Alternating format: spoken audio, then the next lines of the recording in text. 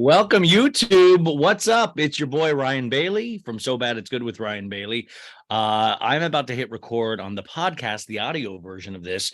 What you just missed is a mashup. I love mashups. So if you want to listen to the audio version of this as well, it's there for you.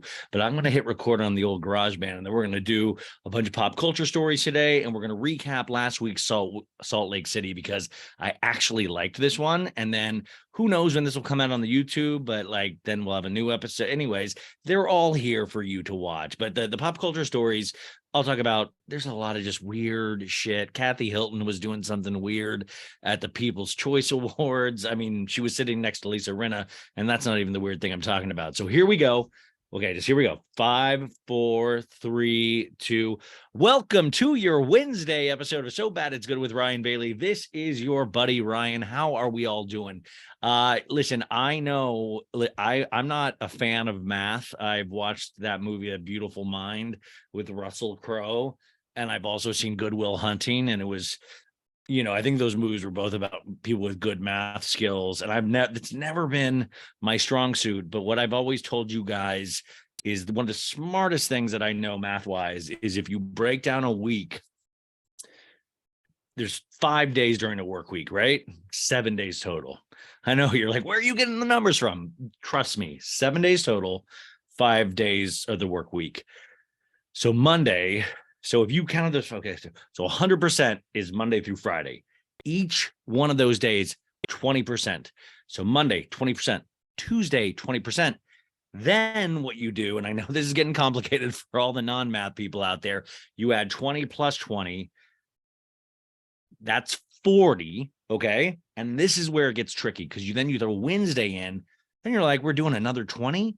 So what the whole point is, you've made it halfway through the week. By the end of today, or when you're ever listening to this, if it's towards the end of the day, you're 60% through the week. And then that means you've just got Thursday, which would also count for 20%, and then Friday, which would also count for 20%, and then total is 100. And then if you've managed to work out your lifestyle where you get the weekends off, I feel like I work 7 days a week now, but it's like doing shit like this, podcasting, which I actually love. So, but for then a lot of you guys, Monday through Friday, that means once you get to Saturday and Sunday, those both count as zero because those are your days. Math is not involved at all. So congratulations for making it halfway through the week. How the hell are you guys doing? We're doing a Salt Lake City recap of this past week's episode because tonight is a brand new episode, and I've been recapping the entire season. Remember, you can go back and listen to any of these episodes at any time. You can actually work your way through even the entire last season of Beverly Hills if you wanted to. All the episodes are up there on Apple Podcasts, Spotify, all of that shit. So they are here for you at any time. I think you got to listen to some commercials here and there, but but anyways, 2 weeks ago, they took a break off for Thanksgiving, remember? But the week before that, I did the recap for it, and it was one of the worst episodes of Salt Lake I personally think I'd ever seen, where they had like a guy meeting where Coach was doing some good old barbecue, and Seth and John, Lisa Barlow's husband, and Seth, Meredith Marks, person she says she's married to, they had this awkward conversation. Your wife said that I'm broke and that my wife's a whore, slept with half of New York. And then John's kind of like, yeah, man, but like she also said stuff about it was, but also that's pretty exciting stuff what I just said there, right? But they found a way, and this is what's kind of cool. They found a way to make it not exciting. And that's when you've got to really appreciate a reality show, when you're like, two men fighting about their wives, and they've made it not fun. They've made it really boring. And also, then there's like this beautiful like subplot happening where Meredith is eventually throwing a party for her nephew, not throwing a party, throwing a fundraiser for her nephew who has deals with mental illness, which a lot of us do, to varying degrees. Shout out Kanye. What's going on, man? By the way, I'm wearing my Mazel shirt right now to all my Jewish friends. Mazel. That's a Bravo t-shirt, actually. By the way, if you're listening to this, you can watch this on YouTube as well.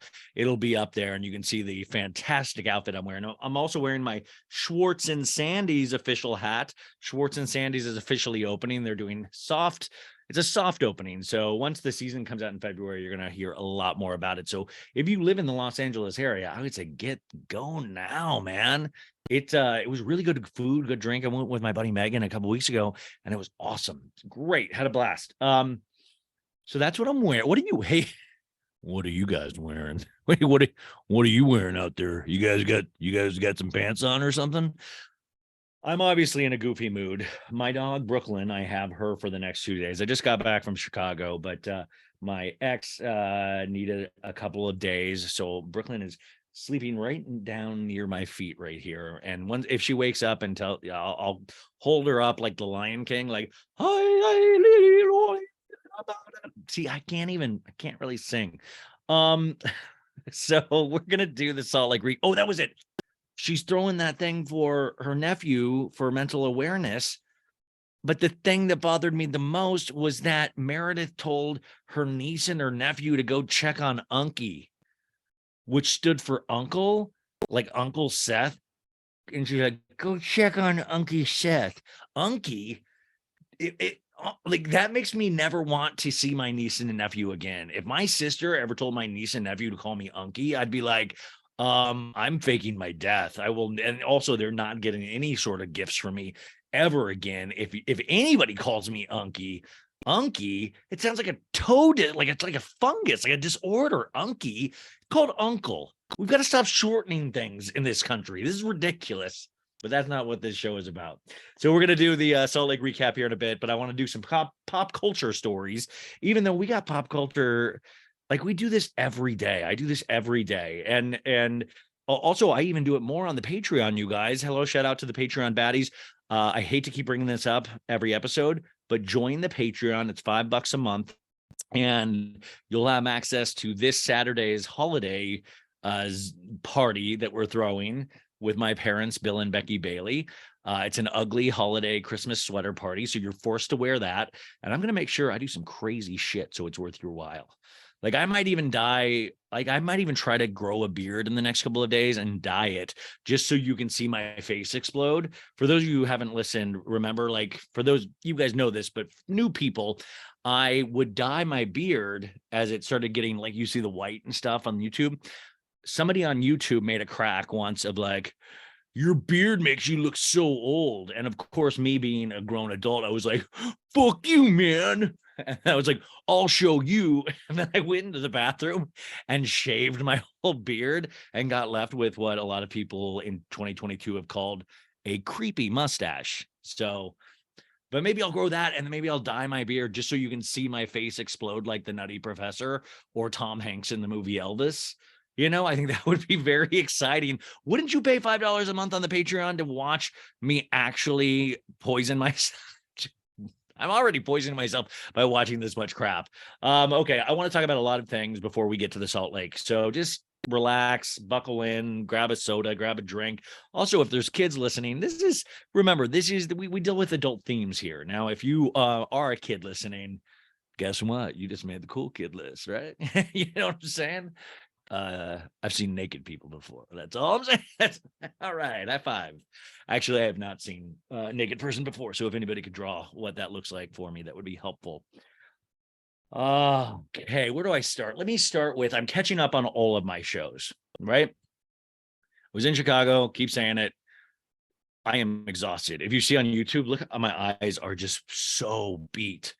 And so I spent the day sending out, like, do you ever like sleep and you oversleep? And I was supposed to get my dog, got my dog, and then I was just so out of it from coming back from Chicago.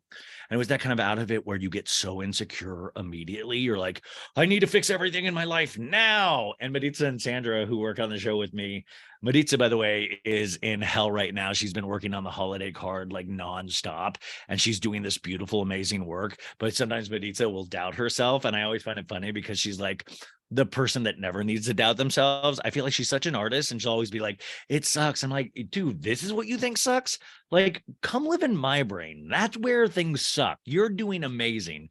But anyways, I was texting with them all day because I was like, I've got to get things done. I've got to contact Bravo. I've got to get guests on from Salt Lake, from Southern Hospitality. I was really like, I was being ballsy. Like Sandra knows, like I even I was even DMing like producers that, I was going out of my way to try to be ballsy, because ballsy is not my strong suit. Like, I'm the guy that likes to kind of hide in the back. A lot of people might not even, I always get scared. Like, I like, people might not remember. You guys remember me and my voice from the podcast, but I feel like just, I just kind of go into the background of life. Like, I like being, I just feel like I'm not memorable in person. And that, I think, is another reason why it stopped me from touring to this, but that's actually going to stop in 2023, I swear. Anyways, I was trying to play catch up with all of this shit. And then I started watching shows to like actually, take notes on and do things about this actual show. But I got into Sister Wives a couple of years ago because my roommate at the time, she, I guess, loved the show. Like, and I didn't realize that Sister Wives on TLC, which, by the way, the title kind of explains it. It's about a dude with a bunch of sister wives, plural marriage, like that HBO show Big Love. Great title. Like, it explains it right off the bat. I'm like, I know what this is about. Sister Wives. And it's this guy, Cody, and these 4 women that have to put up with him. They're like literally, and it's 17 seasons in. And I only started watching like 2 seasons ago, and I watched this week's episode, and I don't like it. It gives me Jax vibes. It almost makes Jax look like a Norman Rockwell painting. And I'm not, this guy Cody Brown. This guy Cody doesn't even cheat, I don't think, unless you guys can tell me otherwise. I don't visit Reddit, so I heard somebody say they were on there, like the Sister Wives Reddit, and I was like, great, let me know let me know what you find out. But he is the worst. And I'm like, how did this guy get 1 wife and then 3 more after that? And they all seem fucking miserable. And then the one Robin, which he seems like he likes the most, for some reason, this is the episode, he he followed all the safety precautions for COVID, and I was like, oh, good for you, man. But like, so strong that he like ruined a lot of family things and a lot of, it was just overboard, but I kind of like, I got it. That's your family. But he has 4 separate families, but they're all supposed to be together, but they all live in different places. This show is fascinating. Anyways, this one, they've been trying not to get COVID since the beginning. Fucking Robin finally gets it, and Cody gets it. For those of you that just are listening here for Bravo, you're like, stop it, Ryan. I am here for the Bravo, not the TLC, or as I like to call it, to Tils. So they finally get it, and Robin has to check herself into the hospital, and that's very sad. Like, I'm not making fun of that, but I do notice in the hospital, her eyebrows look amazing. The reason I'm saying that, in the talking heads, she's painted her eyebrows on every talking head where it just looks redonkulous. I've talked to my mom about this because my mom, there was a time she had lost her eyebrows from like tweezing too much. I think we've talked about it on the Patreon before with my mom. she drew them on. I'm trying to find a pic. I think I had all my shits in like boxes. So she would draw them on, and it was like, none of us knew how to tell her that it looked insane. And then she finally found like microblading, or like you can tattoo eyebrows, and now it looks like beautiful and cool again. But this Robin, you realize she was in the hospital. I'm like, this is Robin's in the hospital suffering from COVID, scared she's gonna die. And I'm going, this is the best Robin's ever looked. My God. And I just don't, anyways. Everybody's fine, so it's okay. Spoiler alert, everybody's fine. But this Cody is such a whiny little bitch. I'm sorry, man. Like, how are you the man of 4 households and you act like the biggest whining little baby bitch ever? The only good thing I can say about Cody is that he has like kind of these tendrils of hair. Like, it seems like he puts a lot of care in the curling, the tendrils. Like, the tendrils like spill over. And I'm always like kind of amazed at him, because he's like, what's going on? And he has like this positive attitude, but it's not really positive, because he just likes to shit on all his wives. And the one wife finally got out. She finally left, you guys, and I was so proud of her. Actually, Casey interviewed her last week on her podcast. I was so jealous, even though I've never tried to interview one of them. I would love to, but she interviewed her. I'm trying to find Christine Brown. And she got out finally, moved back to Utah with her kids, and I was so proud of her. And Christine looks so happy. And I was like, good for her, but like all of them, they're all going to leave this dude. Sister Wives is going to end up just being called Cody because that's all he's going to be left with. This episode, I'm just so pissed because it's like I just watched this episode, you guys. He has all of these kids from all these different ladies, and he calls the kid to like tell him all like about COVID. Like COVID's been going on for years, but he calls him to like, hey, making sure you're not sick and all this. Guess what? It was that kid's birthday that day. The dad didn't even know it was his birthday. He called it, yell at him about COVID. So this poor kid is doing a talking head where he's like, and I realized he didn't realize it was my birthday. And he's like, real tears, this dude. And then he's like, yeah, my dad called me 4 hours later after my mom talked to him. And I'm just like, okay, if you're gonna be one of those plural marriage dudes, like I'm not trying to judge anybody. I'm not trying I'm not trying to kink shame. If you want to marry a bunch of people, like I don't personally want to do that, nor do I agree with it, nor I don't know. Like fuck, do it up. But if you're gonna be a plural marriage guy, make sure you know the fuckers' birthdays, the kids. Make sure you know the kids' birthdays. Wouldn't that be rule number one in any kind of plural marriage? Let's have a really solid calendar. Like, how is Cody going to have 4 wives and not a solid calendar? I'm a disorganized person. I have 0 wives. I have 0 wives, and I'm still missing things. If you're going to have the balls to have 4 wives, you better say, like, listen, Microsoft Outlook, Gmail calendar, let's really lock down this calendar because kids' birthdays seem like one of the if you're going to keep reproducing, that seems like the easiest thing also. So like, hey, yo, what's up? Thank you for being my son. Happy birthday. I'm proud of you. Like, how easy is that? And this poor kid's bawling. You can tell all these kids are going to be messed up for the rest of their lives. It's like a weird, poor Mormon version, like a Mormon sect version of the Kardashians in a way, where you're just like, oh my God, you guys are potentially screwed up for the rest of your lives. So that's Sister Wives. I really enjoy it. In fact, I keep like toying around with the idea of doing Sister Wives recaps on the Patreon or something, just because it's the weirdest, like the tone and the pace too are so fascinating to me because it's very slow. But then all of a sudden, like you realize the drama just sucks you in. You realize how real it all is. And I kind of appreciate that. Like it's not glamour, it's not glossy, it's not like a Bravo show or even a 90-day show. Like it's real low budget. And I hear they pay these guys like for shit. And like Cody gets the money and then divvies it out to the wives. So they're not even making a lot of money off of this. There's been 17 seasons. You'd think they'd be the Chrisleys by now, but maybe like the legal version of them where they didn't steal money. Anyway, Sister Wives, strong recommendation, but you're going to hate Cody. You are going like, I love that. By the way, whenever I record for YouTube, I start making even wilder hand gestures where I feel like I'm a wrestler, like a Macho Man Randy Savage. I'm telling you guys, Sister Wives this week in the cage.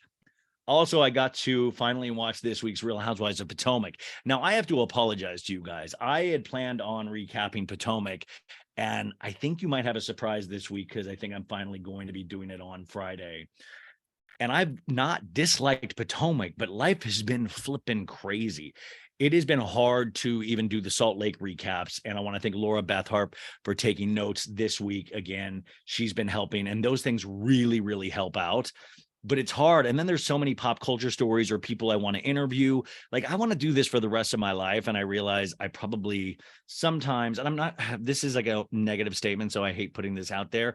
I don't want you guys to ever feel burnt out. I know sometimes I feel burnt out, but it's also like when you love something, when you actually like get to sit down and start expressing yourself, it's really exciting. It's really hard to explain. And I hope you guys have something like that in your life. And I'm not saying like, oh, this is all fun and games, because it's like a lot of it really, really sucks. But there's so much to talk about, man. Sister, I was watching Potomac this week. And you guys, special shout out to Ashley, mother effing Darby, for doing what needs to be done and recording with her phone in a Sprinter van. Oh, you guys, it was so good. Potomac this week. First off, Mia Thornton off her rocker. All those ladies off her rocker. But all of those ladies rapid fire talk like a David Mamet play. If you don't know David Mamet, he is a playwright that would talk on top of each other. Like he would have the characters talk on top of each other. It's kind of like how Real Housewives in New York, all the ladies would like talk on top of each other, so you could watch it 4 different times and get 4. Like if you could like pay attention to one character each time, you get 4 different conversations. David Mamet always wrote like that, or that's something when I was growing up was really popular. And I always think about that with these Potomac ladies because they're all firing on all cylinders. They're all on top of each other, talking under each other, and everybody's good. You don't really have a weak one, you know? And I even have to say, hats off to the Salt Lake ladies. I mean, there's only 5 official cast members. I mean, we don't count Angie K or Angie H or Dana right now, Dana Banana, but all 5 ladies are kind of bringing something to the table, which is what we want, right? But this Potomac, they get Giselle goes back, but all the other ladies stay up partying for Karen Huger's birthday party. And then they get into this massive fight in the Sprinter van. And Ashley, this is all I'm asking for as a viewer. Ashley has the foresight after a night of drinking to whip her cell phone out and put it like this. So all we're getting is like a shot of Ashley's beautiful chin. But we're getting the dialogue. We're getting the dialogue of Candace fighting with Karen, with it, and it's good, so good, you guys.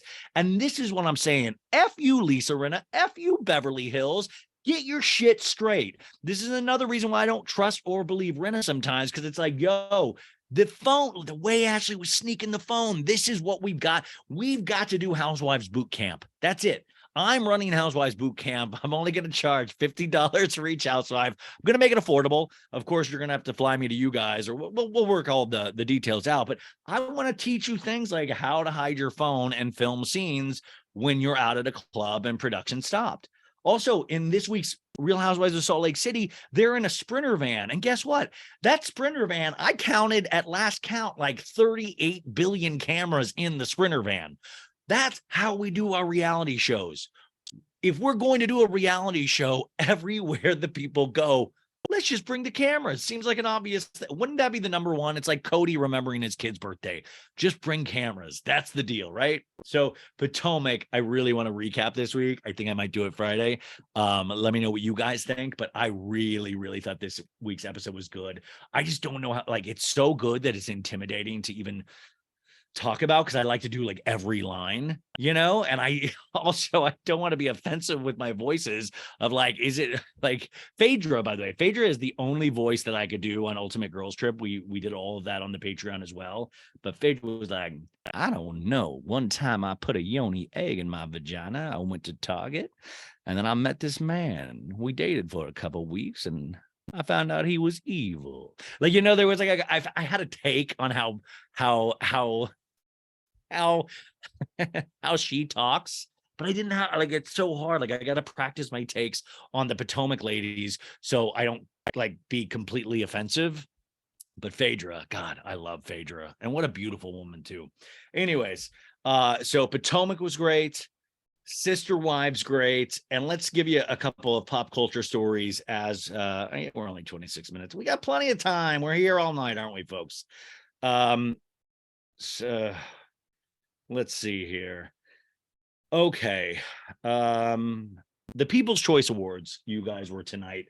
Now, the People's Choice Awards, I don't want anybody to get offended by this, but I've always thought since I was a little kid that People's Choice Awards are kind of bullshit awards. It was like, remember when Blockbuster Video had the Blockbuster Video Awards? And it was just like, okay, cool. Like, it's a chance to sell your wares. It's a chance to, like, for PR people to sell their clientele. It's a chance to, you know, like, it's not, to me, a real, like, an award show in general, I don't really care much about as I used to.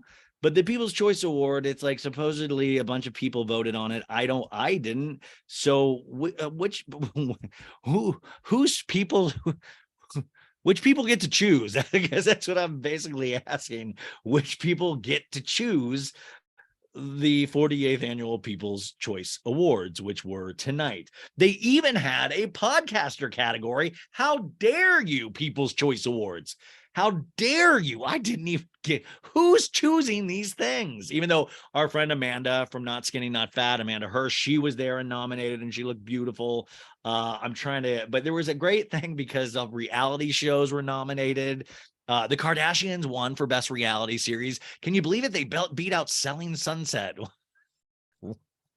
I'm sorry, like Selling Sunset, I will recap until the end of time, but it's not a great show. I love Selling the OC way more. And Khloe Kardashian, you guys, she won best reality star of the year.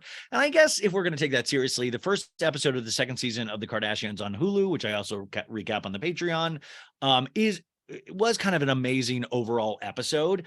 And I guess we're giving this award just for Khloe's strength, but you realize it's kind of ridiculous. And you realize it's so many PR people, like, and of course, Khloe and Chris are there because they know they're going to win awards. You know, you're winning a People's Choice Award before you get there. You know what I'm saying? That's how these people like, hey, you know, you got nominated. Cool. That sounds cool, but you also won. Okay, I guess I'll come, you know? So that's how these things usually go.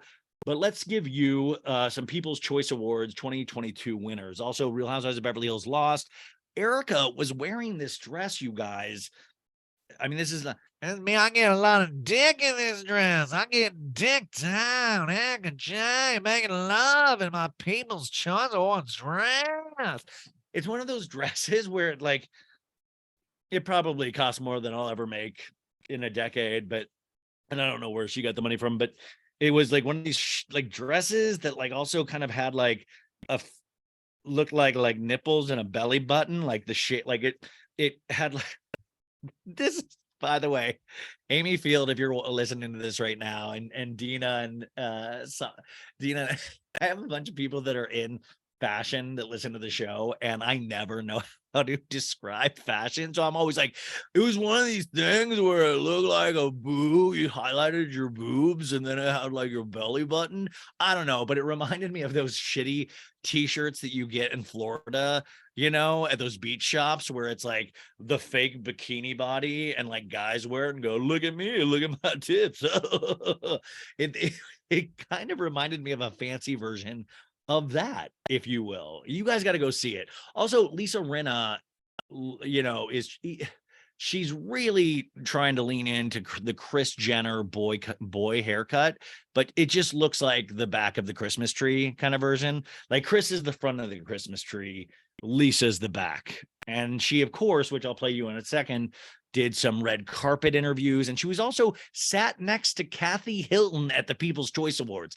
People's Choice Awards, are you wanting people to die? Are you literally going I want death at the People's Choice Awards. I will put Kathy Hilton next to Lisa Rinna. And then I was also just kind of afraid for Kathy. I was like, Kathy, make sure you don't walk away from your food or your drink at any point. You don't know what Rinna. No, and that's a joke. I'm not saying Rinna would ever allegedly poison anybody, but I'm just saying I wouldn't trust to eat around Lisa. You know what I'm saying?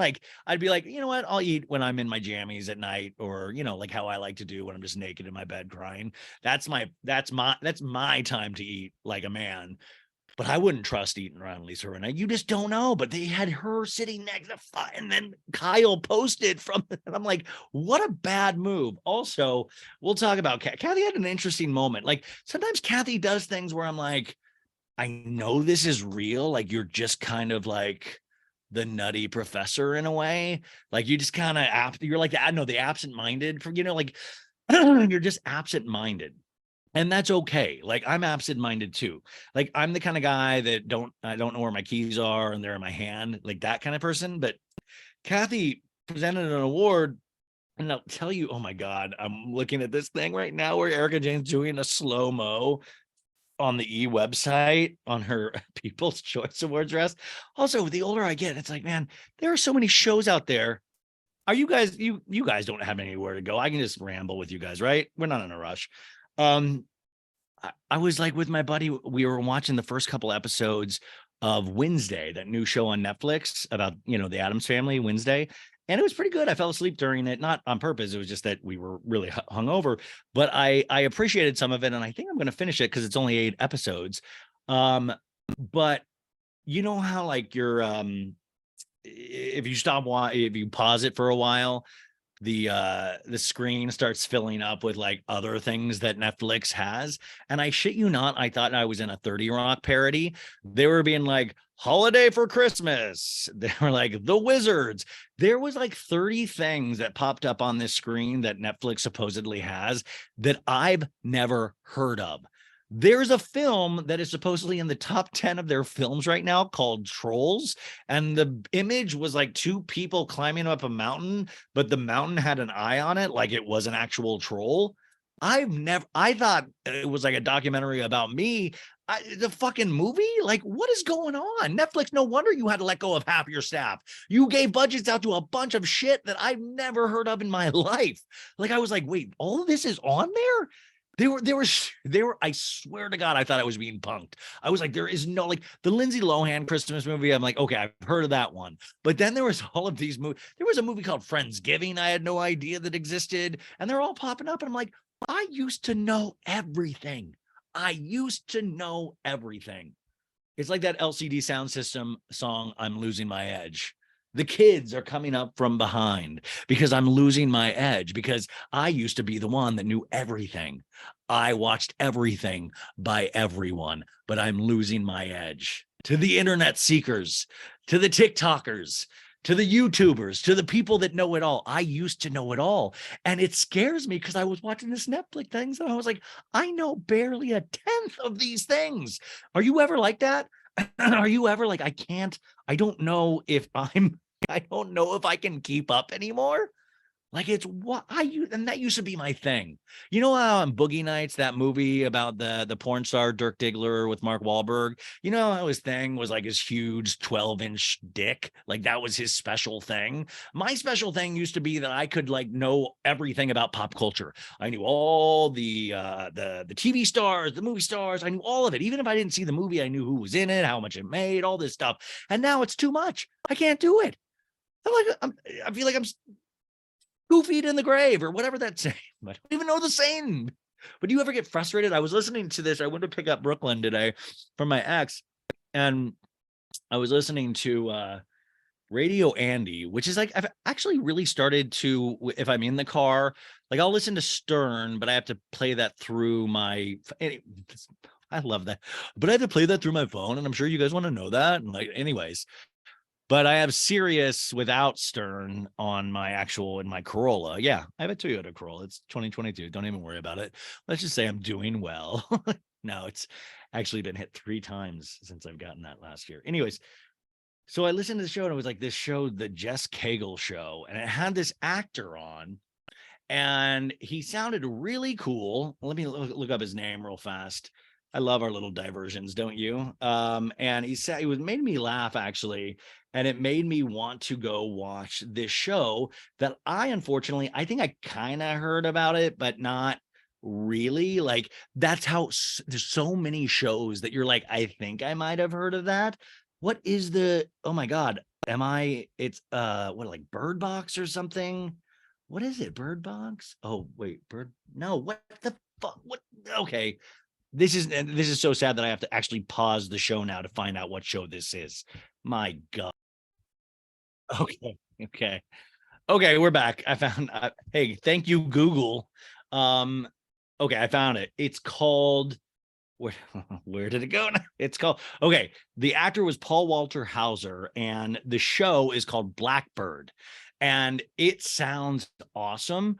And I guess it's on Apple TV, and Apple TV, sometimes I feel like they, as a streaming service, I've said this before, is like, unless you're Ted Lasso, you'll never hear us promote our shows. Like, we barely knew about Severance, which I thought was one of the best shows of this past year, which, by the way, don't worry, we will be doing a 2022 wrap up on So Bad It's Good, the last week of the year. So we look forward to that. But yeah, I was like, I'd never heard about this show Blackbird on Apple TV. And this interview made it seem fascinating. And I was like, first off, Jess Cagle, I want your job on Radio Andy, by the way. I don't know who you are. You seem very nice. And I really enjoyed your interviews that I was listening to in the car today, but I do want your job. I want to work at Radio Andy and interview people. But this guy, but it just pointed out the fact again, that I don't know all this shit. There is all this good shit happening. And we're just moving past us. It's almost like that's what scares me. it used to be that there was only a handful of amazing things, right? When you were growing up, there's a handful of amazing things. Even there was art house films that were amazing. Maybe art house films weren't your thing, but they were still something that were like uniquely loved. Now there's everything by everyone, and everything is good to somebody.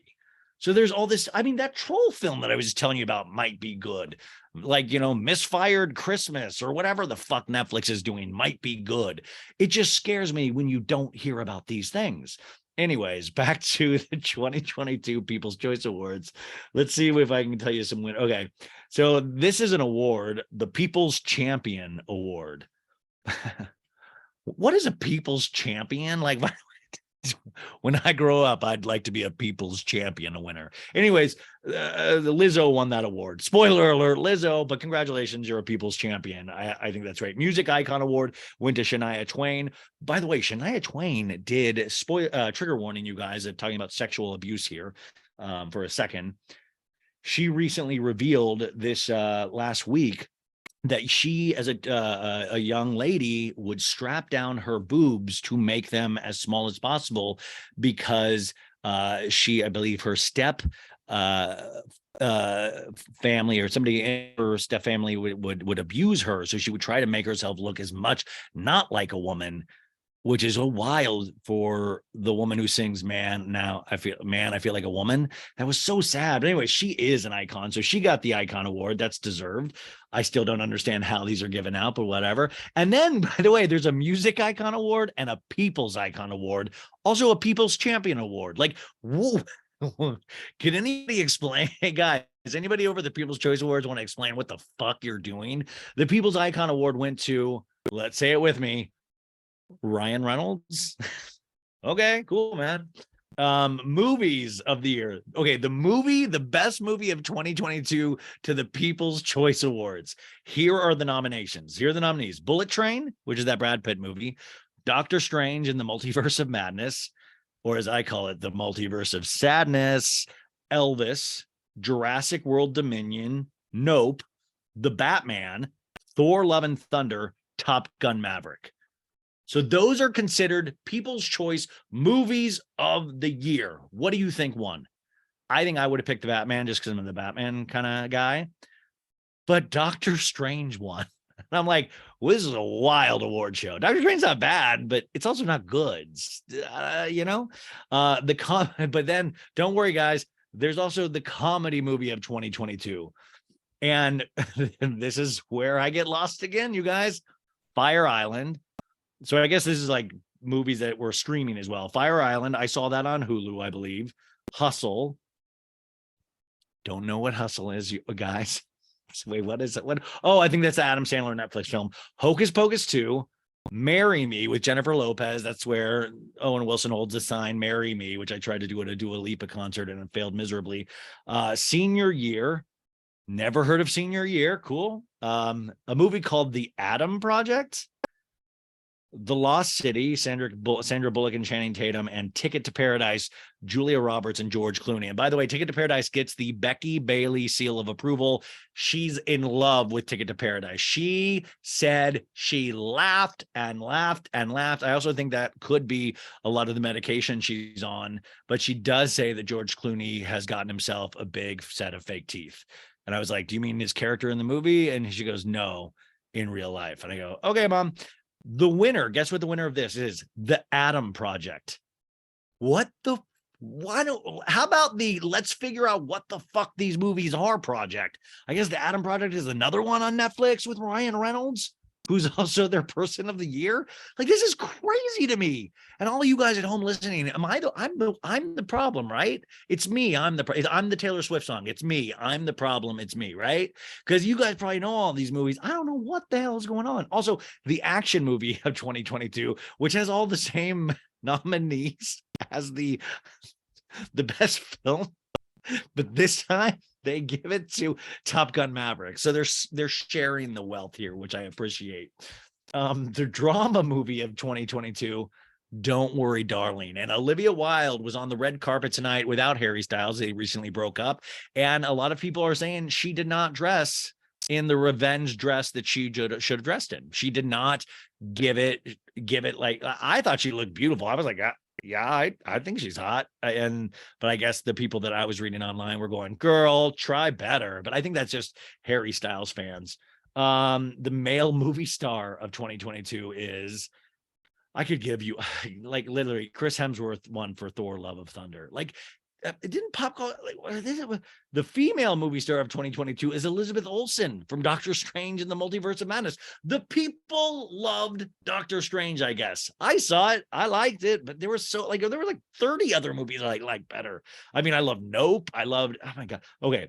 Drama movie star of 2022, which Harry Styles was nominated in this category, along with Florence Pugh, Gail Gadot, Jamie Lee Curtis for Halloween. For Halloween Ends, Mila Kunis for Luckiest Girl Alive. The winner was Austin Butler, Elvis, and he did great. I think he'll definitely get an Oscar nomination. The comedy movie star of 2020. I feel like I just keep reading the same category, but it's all different, but it's all the same people. Anyways, Adam Sandler took it for Hustle. The comedy movie star of 2022. Action movie star of 2022. Elizabeth Olsen wins again. She got the female movie and she got action movie star of 2022. She beat out Tom Cruise in Top Gun Maverick. Who's voting on these things? I mean, like, honestly, is it like just 5 people in a room? Is it my family? Like, is it just my mom and dad who basically watch nothing and they're just like trying to fill out like one of those Scantrons you used to do in school? Is that what's going on here? The show of the year, Stranger Things. Okay, I like Stranger Things. Drama show, Grey's Anatomy. It's been on 30 or 40 years now. The comedy show of 2022 is called Never Have I Ever. I'm guessing this is a Netflix one, but it beat out Abbott Elementary, Only Murders in the Building, SNL. Okay, congrats. Now here we go. Reality show of 2022. Here are the nominees. 90 Day Fiance, Before the 90 Days, Below Deck Sailing Yacht, Jersey Shore Family Vacation, Love and Hip Hop Atlanta, The Kardashians, The Real Housewives of Atlanta, The Real Housewives of Beverly Hills, Selling Sunset. Yo, you ain't going to put Potomac in there? You ain't going to put Summer House in there? You ain't going to there's so many reality. You ain't going to put Sister Wives in there? But the Kardashians took it. The Kardashians took it as best reality show of 2022. And that's when you know things are weird. Best competition show of 2022, The Voice. Male TV star. This just keeps going, folks. I wish I'm going to stop.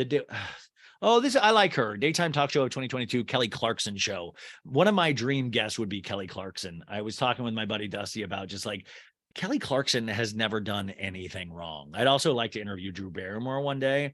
But Kelly Clarkson, just from music to how she seems to be as a person, just seems to be like a class act with the voice of the strongest angel you've ever seen. I mean, like, my God, those, oh, da da da da da da da da da da. Sorry, I don't. Sorry, you guys. I fly away.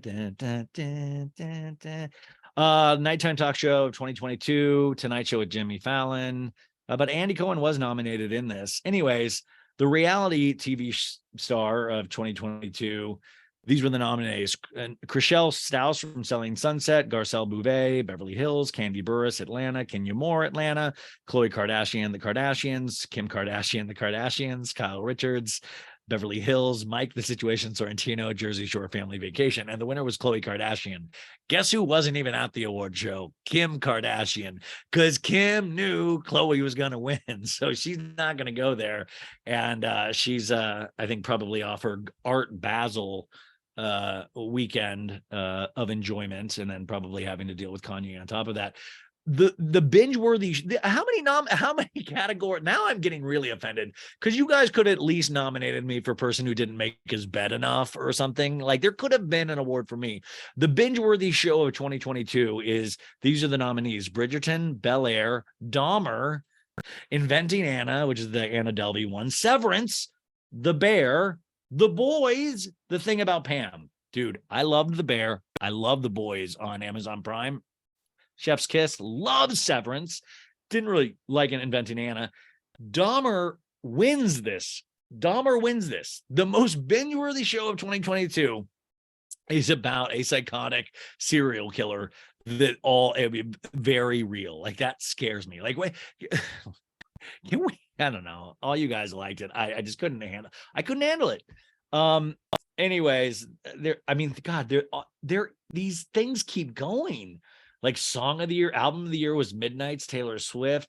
Country art, like the Latin artist of 2022 was Becky G. I thought that would be Bad Bunny or Rosalia. The new artist of 2022 was Lotto. The music. Oh man. Where's the podcast one? I want to bitch about that a little bit more. The social celebrity of 2022. What is this? Does that mean social media, or does that just mean like just friendly in person? Bad Bunny, Charlie Puth, Doja Cat, Lil Nas X, Lizzo, Reese Witherspoon, Selena Gomez, Snoop Dogg. Selena Gomez wins. I guess this means social media, because it's like social. Like, does it mean just like they're really good at parties? They're good at party games. But congratulations, Selena Gomez. And then, okay, so that's the social celebrity, but then there's the social star of 2022, which I guess this means social media star, because it's Addison Rae, Bella Poarch, Brent Rivera, Charlie D'Amelio, Jay Shetty, KB Lame. Come on, who's messing with me? Michaela Jane Noriega, Mr. Beast, and Noah Beck. Oh man, I am losing my edge. I know like 3 of these people, but the winner was Mr. Beast, who is now, I believe, YouTube's highest money-making person on YouTube. Congratulations to Mr. Beast. May I have some money, please? Dude, it keeps going. Okay, here we go. Pop podcast of 2022. Pop podcast of 2022. Anything goes with Emma Chamberlain. Okay, she's that girl that hosted the Met Gala. Archetypes, which is Meghan Markle's podcast. Armchair Expert with Dax Shepard, who is I hear amazing. Call her daddy. Okay. Conan O'Brien Needs a Friend. Not Skinny but Not Fat, our friend Amanda Hirsch. Smartless, which is like Jason Bateman, Will Arnett, and the dude from Will and Grace. And then Why Won't You Date Me with Nicole Byer. And Archetypes won. The Meghan Markle podcast won. The best pop podcast of 2022 is Meghan. No offense to Meghan Markle, but like the best pop podcast. I'm the best pop podcast. Damn it! Can you imagine me up there with like Call Her Daddy, and then it's just schlubby old me and my Schwartz and Sandy's hat and the basketball shorts I've been wearing for the last 3 years, and I'm like, I'd like to thank my family, all the people that have voted for the People's Choice Awards, whoever the fuck you are. Anyways, that is my thing. But also, yeah. So Kathy was on stage presenting an award, and this person is giving their speech, and she starts applying lip gloss in the background of this. And it is one of the funniest. I mean, it's one of the most, so it's Mariska Hargitay, which I'm sorry, I didn't even get to the category that she was nominated in, you guys, because there's literally 8 billion categories. And Kathy Hilton is applying lip gloss. I'm looking on Queens of Bravo. She's applying for the YouTube, like lip gloss. It is redonkulous, but God bless you, Kathy Hilton. God bless you for just being you. What an amazing lady. Let's see. I did not plan on the People's Choice Awards bit taking too long. Okay, we did the Potomac footage. Oh, here, I wanted to play you this Lisa Rinna clip from the red carpet of the People's Choice Award. So let's hear some audio from this. This is where if I was a real radio show, I go, hey, Roger, hit that audio button. But it's just me putting something up to a microphone. So here we go. The housewife you would most like to see return to the show. Brandy Glanville. Who's the housewife you never like to see return to the show? Lisa Vanderpump. Who is the housewife on your cast you wish you were closer with? No one right now. I'm fine. I'm good. She's good. You heard it here, honey. She's good. Who housewife you would most like to see return to the show? Teddy. Ooh, Teddy. This is Erica Jane and Kyle. You would most like to never return to the show? Oh, that's for you. No comment? I'm sticking with Carlton. I'm good. Who is the one housewife from your past you wish you were closer to than you are right now? Ooh, that's a tricky one. That's a good one. I'm gonna go with Crystal because I'm gonna be a little bit safe. Yeah, I'm gonna go with. I wish Garcelle and I were closer. I love that. Thank you so much. Have the best time. Thank you. Thank you. Very dashing. Yeah. You guys call him Dasher? I worked very hard. Call him Dashing. Dashing. This is Dashing. He is looking dashing. Nick Vile talking to Sutton and Crystal. You know, we try. So I gotta know, you two, this friendship is blossoming. We're loving it. What's the secret to, going from frenemies to off on friends? each other. I feel like we're pushing up. What is the secret to a great friendship, especially if it maybe didn't start that way? I think humor. No, you know Pants what? are Humor. aware. We actually were the funny ones. People might not know that, but we're funny, we're witty, but we also talk it out, I think, and get over our differences and learn from. We'll get over our differences. I'll say. My name's Sutton Strack. I'm at the People's Choice Awards. I refuse to come on Ryan Bailey's podcast because he sweated all over me at BravoCon. First off, the first clip was Lisa Rinna, and she said she wants Brandi Glanville back, which is like, okay, like Brandy's cool. Would never want Lisa Vanderpump back. And that she goes, I don't want to talk to anybody for my show right now. Literally, the whole red carpet looked frightened out of their minds. Second interview was Erica Jane and Kyle, and they said, of course, both the person that they want to come back is Freddie Mellencamp, which, by the way, I got a email saying I need to leave Freddie Mellencamp alone, somebody in my DMs, and she seemed like a nice lady. And she also said that Freddie Mellencamp was going through a cancer journey, which I hate to break this to you. I don't think know about that. I don't think cancer is funny, nor do I ever would make fun of somebody's cancer.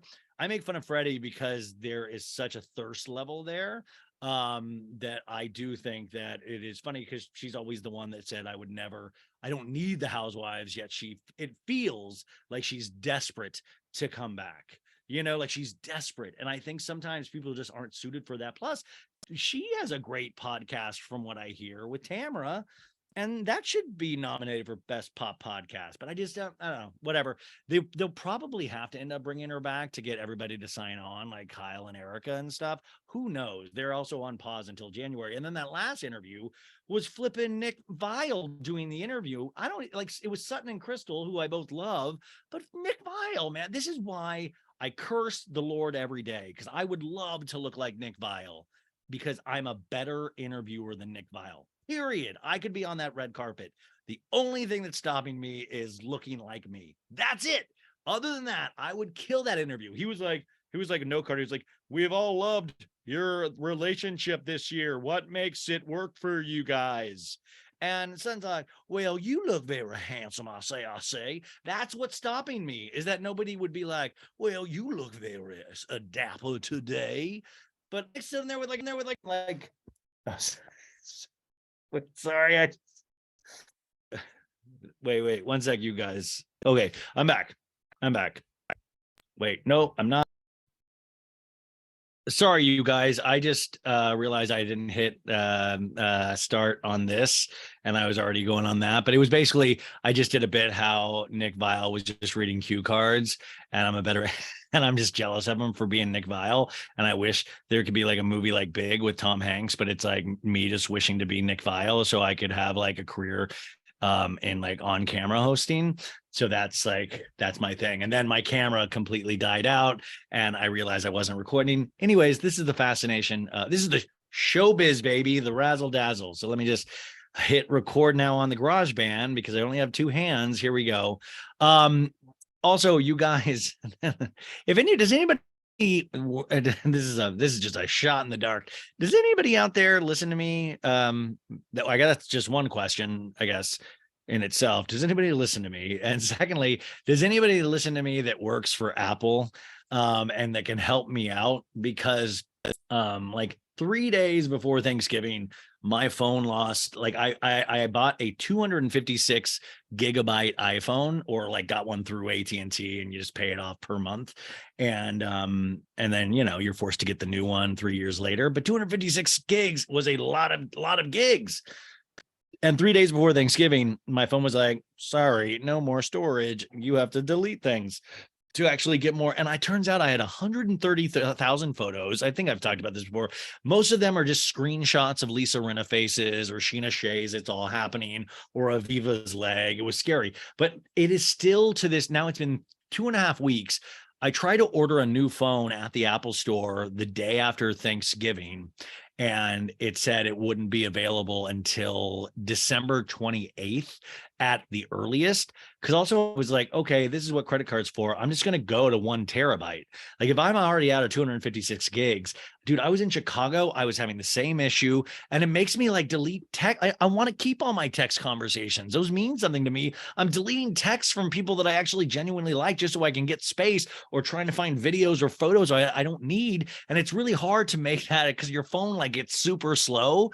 But anyways, I need a new phone. I'm not asking for a free phone, but does anybody work there can help me like get a phone quicker? Because I am so out of space on my phone, and like it's affecting everything, because then my laptop gets affected by that. And then I'm just deleting things. I was like, I do cameos for people, and I save all my cameos, which I know is weird, but I like to it's like cool that I get to do cameos for people, and people, and I saved all of those, and then I was having to delete those, and I just don't want to delete shit like that. Like, anyways, if anybody's tech wizard or something like that, and email me at sobatit'sgoodwithryanbailey@gmail.com and just say, I can help you with your storage issue, or even I can help you get a phone earlier. I'm willing to pay with a credit card, not cash, with a credit card. I don't know. I just figured it was worth a shot in the dark. So, okay. Was that weird? That was a little lame of me, but it's like my phone is my life. I was trying to do this whole Insta story about Adam Duritz from Counting Crows and everybody he dated, which I'm going to talk about with you guys on Thursday's episode. But it took me an hour and a half when it should only take me 10 minutes, because I was like waiting for photos to upload.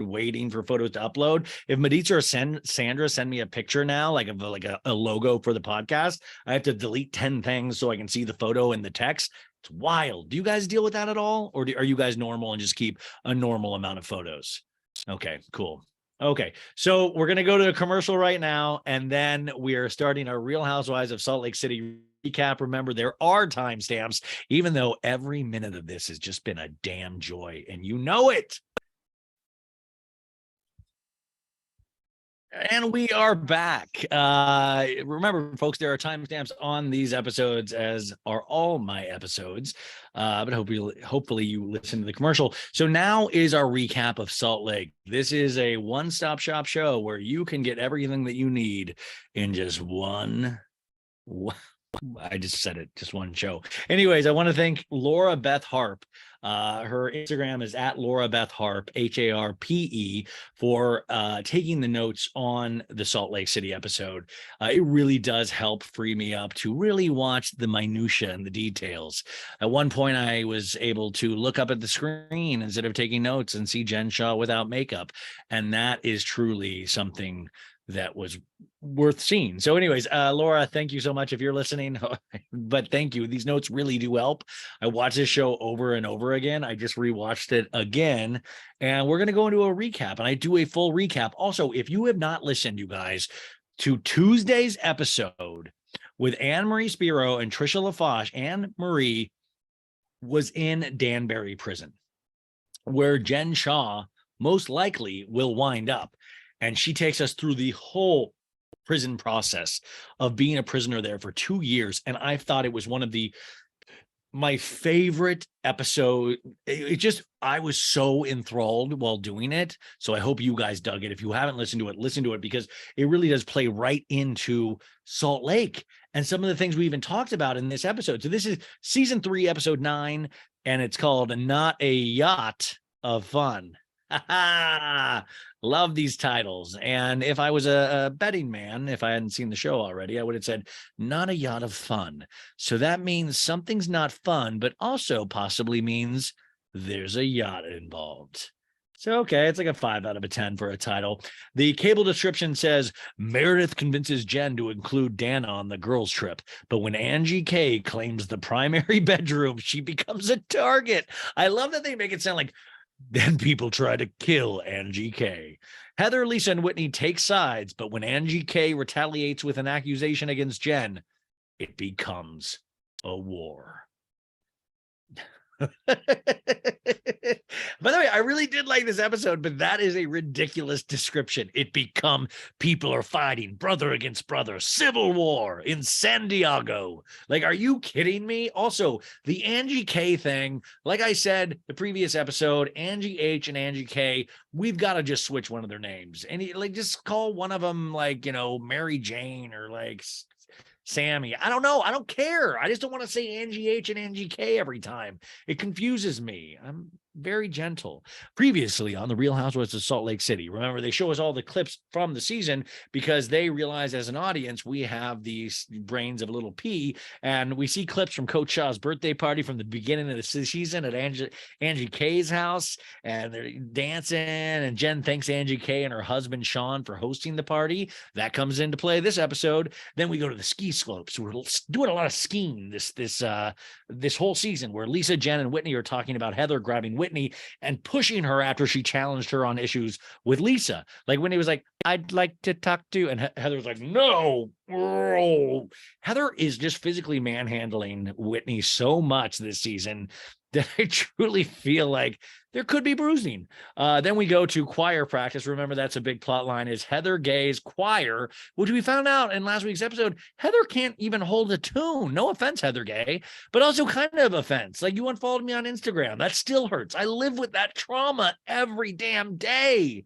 I loved you so much. I mean, I still like you, but we hear Heather telling Lisa that she wants to start at ground zero and be friends. And Lisa's like, but you lied. And Heather rolls her eyes. Then we go we see Jen in the pool with Angie K calling Meredith to invite her to San Diego, or as I like to say, San Diego. And then Jen confronting Dana Banana about calling her a bully, because that's the whole thing. Dana seems like the only one with an actual head on her shoulders, where she's like, yo, do you see how you guys all like placate Jen and like are like cool with her in a weird way when she's like kind of a bully?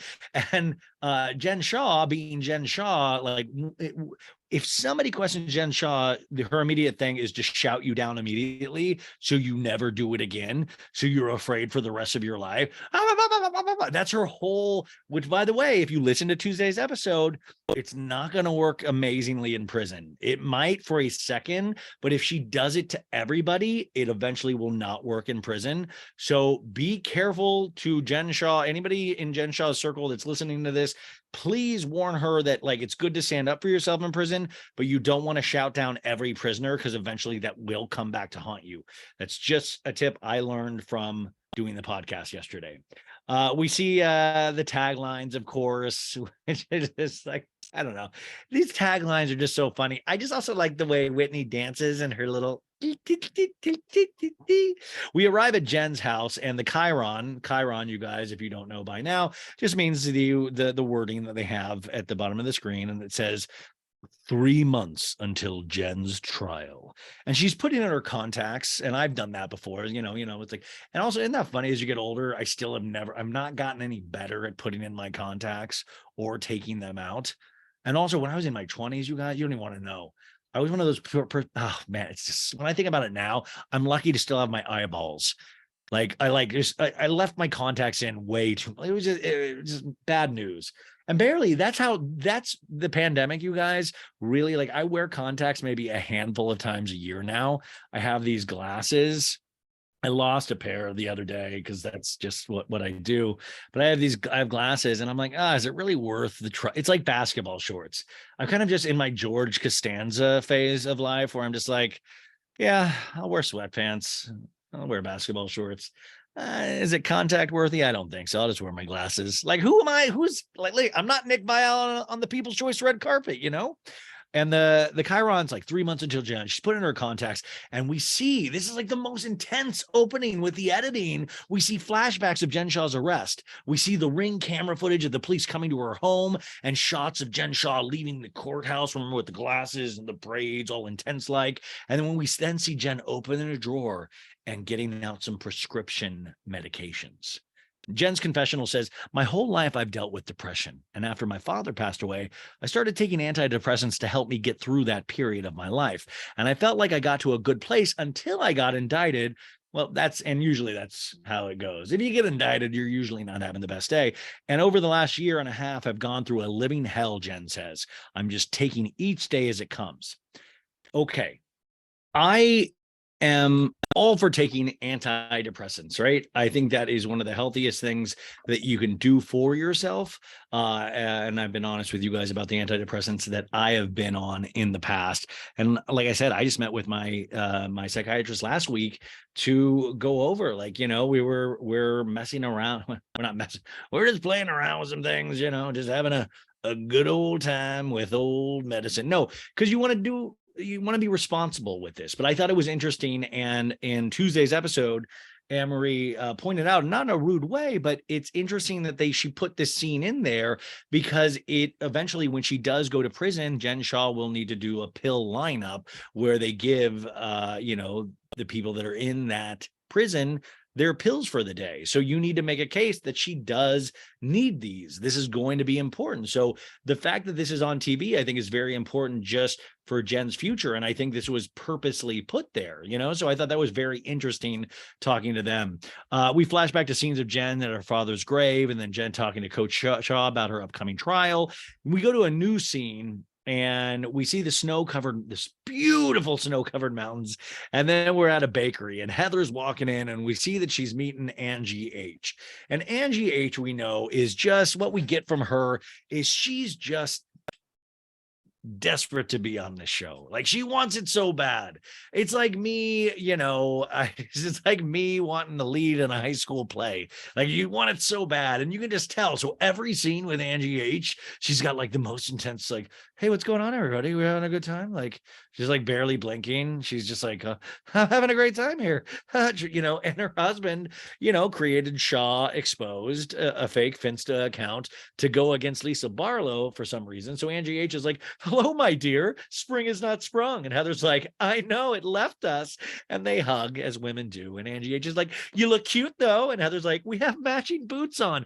I would hate it if me and my handful of guy friends, if we get really like, look at you in your cutie jacket. Oh, are those Adidas? Woo! Anyways, they're excited. And Angie's like, how are you, girl? And Heather's like, oh, you ordered me the breakfast burrito. Okay. And Angie's like, I got you what you wanted. Did you want ice or a hot shot? Anyways, this is all peripheral bullshit, just saying they're actually at a restaurant. And then Dana walks in, and Angie H is like, hi, Miss Dana.